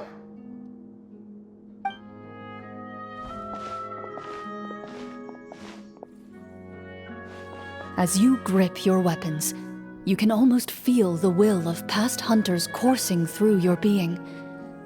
It's a feeling of courage, determination, A silent vow passed down from generation to generation that says, eradicate the monsters, no matter the cost.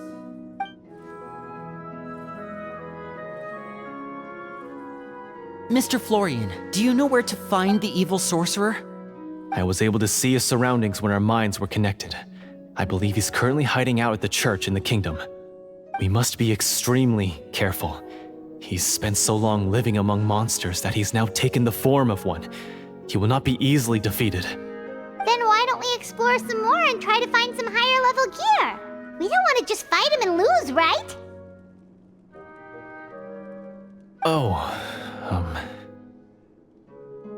No, we have to strike now. He was greatly weakened when I managed to break out of his control. If we let him rest, he might have time to escape. I agree with Mr. Florian. We've got to act while we have the advantage. Don't forget, the people of the capital are counting on us. Yeah, now that we've got a plan, there's no point in waiting. The longer this drags on, the worse it will be for everybody. Yes, that's what's called... Yes, that's exactly right. All right, you've persuaded Paimon. Mr. Florian, please lead the way. Of course. Follow me. He had to set up so many scenes today, and now he has to join in for this last part. I really don't envy his job. Finally, you decide to slay the evil sorcerer and bring peace back to the kingdom once and for all. As you walk away, you feel the gaze of the stone tablet at your back, as if all the hunters of the past are wishing you success in the battle ahead and awaiting your triumphant return.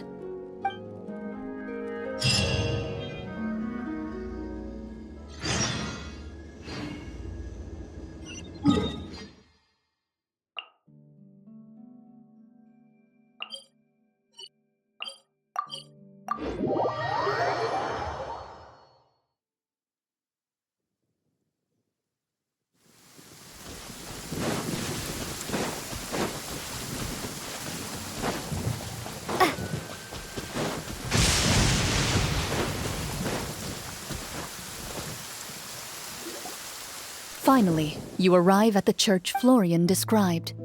As you approach, an ominous aura surrounds you. You get the sense that your enemy is close at hand. How strange. This uneasy feeling seems so real. How did they manage that? Now, it is time for the final battle. Let's go!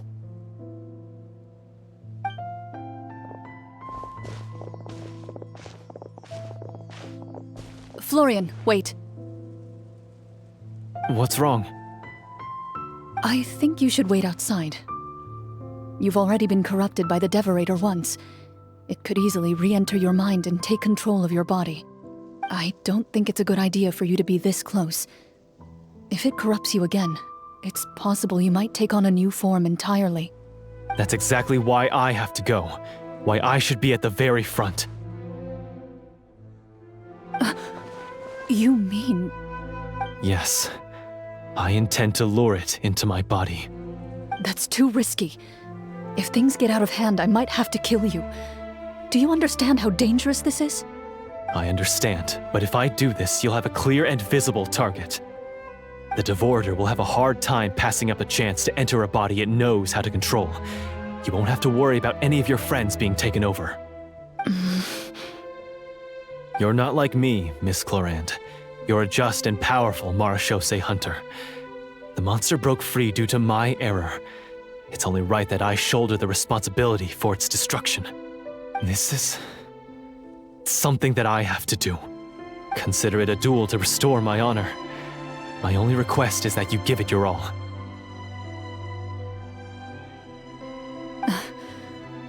I understand.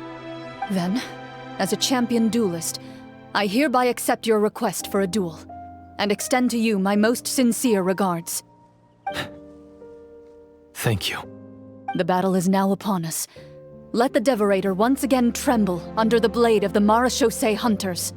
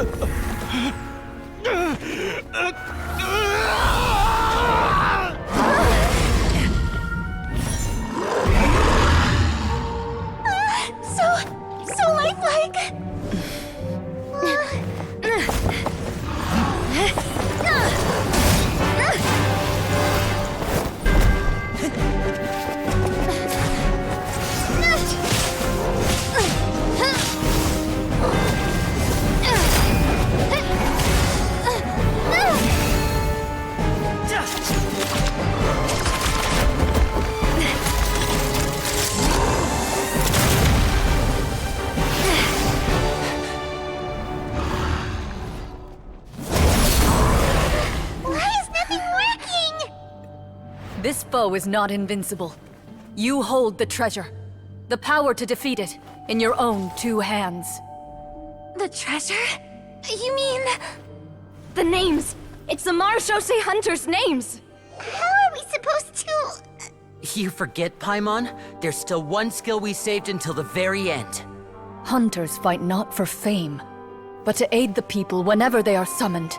Walter the Marechaussee Hunter, master of 1,000 tricks, executioner of the Phantom Hunters, I call for aid! Est, the Marechaussee Hunter, inheritor of Cassiodor's will, judge of the Shadow Hunters. Answer my call!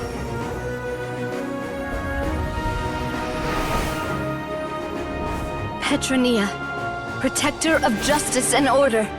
The hunter I respect the most.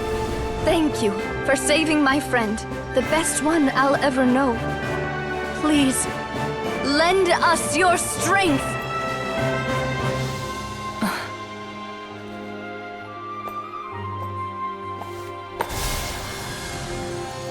We have come to answer your summons.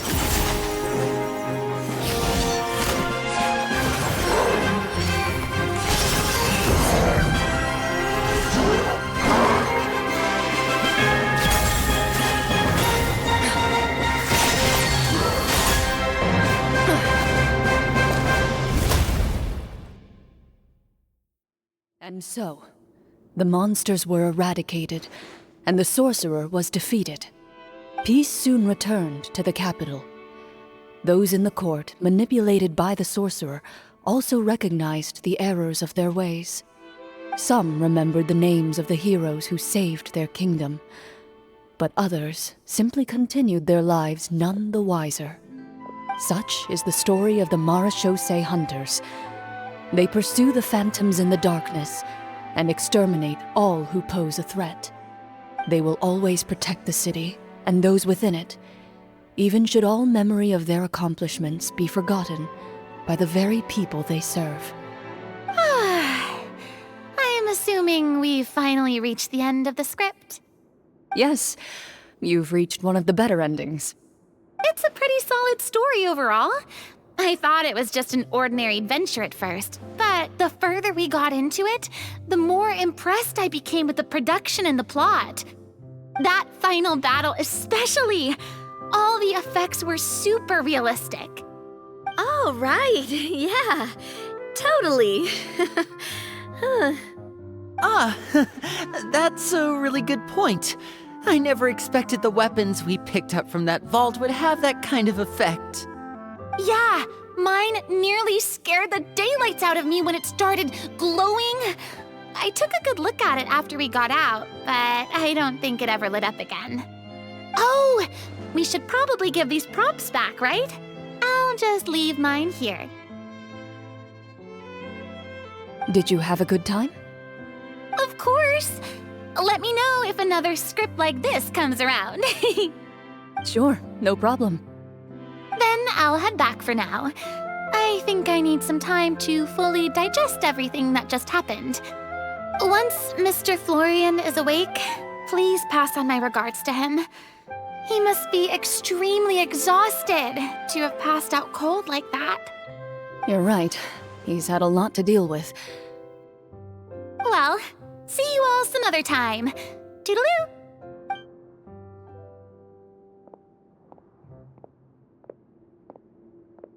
Okay, so, can I ask now? I think it should be fine, yeah. What in the world was going on back there? So you saw through all of that? That time in the cave when you told us to close our eyes, it'd be weirder if we didn't notice anything. I was dying of curiosity the entire time. I mean, you did a pretty bang-up job of pretending nothing had gone wrong. Farina actually looked like she thought all of it was planned. Guess none of us wanted to be the one to break the illusion. What are you all talking about? Oh, wait. Don't tell me Paimon never... Oh, this is all my fault. It's not too late to cover your ears. Here, Paimon, I'll do it for you. A bit late for that, don't you think? You're saying everything that happened back there wasn't actually part of the script?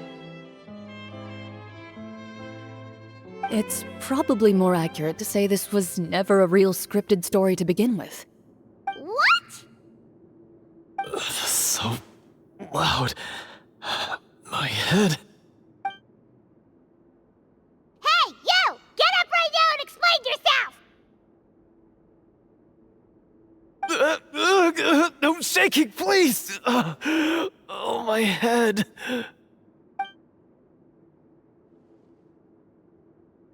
Did Paimon just hear that right?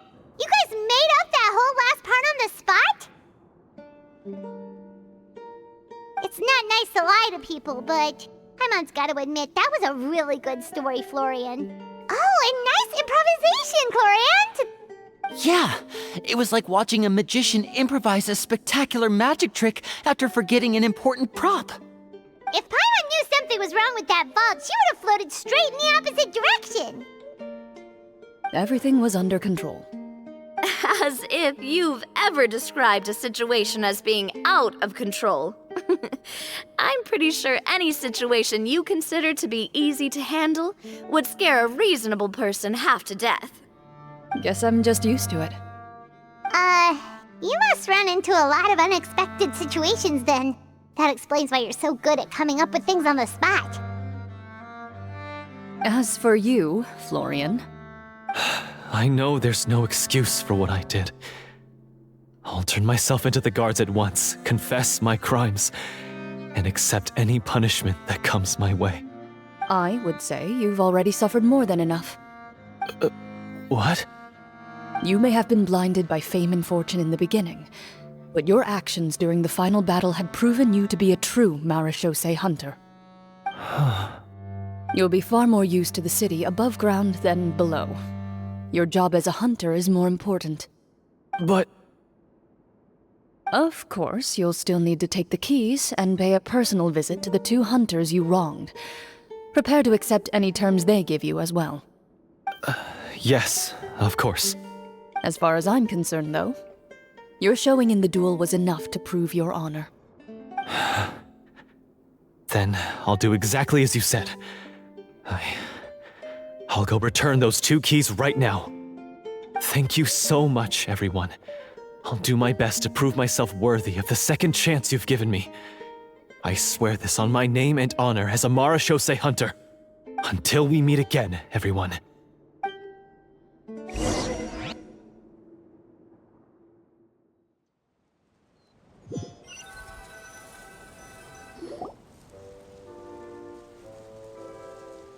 Speaking of Marechaussee hunters, what should we do about the treasure in that cave? Leave it be. Are you sure? We could show it to people, make it so that the hunters are remembered. Don't you want that? No. Every name on that tablet made the same choice. All hunters know what the path entails. I am no exception. My identity as a Marechaussee hunter is not something I need people to remember. I wish only to be recognized as a champion duelist. Nothing more. That's certainly very different from the path of a magician. Still, I admire your decision. Wait! Paimon just remembered something. If there were no special effects involved, why did our weapons begin to glow during the battle? That's because the Marechaussee hunters of ages past would often imbue their weapons with special enchantments to suppress the monsters. Whenever a monster was nearby, their weapons would start to glow. Oh, so that's why they had an effect on that guy near the end. I really thought the summons were doing all the work. Well, I'm sure the summons were a part of it too. Oh? How so? This particular devorator probably hailed from the same era as the hunters we saw in the room. The names you recited all belonged to the bravest hunters. Countless monsters fell to their blades. That's likely why the devorator visibly reacted when you said them out loud. So the names held the power all along! Navia? everything you said during your summon. Huh? Oh, I meant what I said. I mean, it was true to my character, so yeah, I'm glad you heard it. Just don't make me repeat myself. It's embarrassing. I really appreciated those words. All right. Don't get all sentimental on me. Anyway, let's not talk about that anymore. I'm going to go on ahead. Don't fall too far behind now. She ran off! I should probably head back as well. This story was truly incredible. I might have to spend the whole night telling my siblings all about it. Goodbye.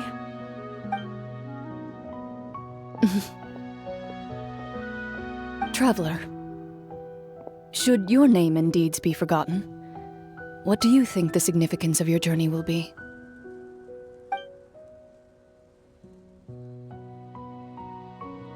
I suppose the significance would be the journey itself and the world we helped create. There's still value in the time I shared with everyone here, in the things we were able to accomplish, even if no one remembers them. A great answer. I'll remember it. Me? The Marechaussee hunter says nothing in response to that question. Perhaps her answer lies in her silence. An unspoken vow left to echo through the night. The path she walks needs no explanation.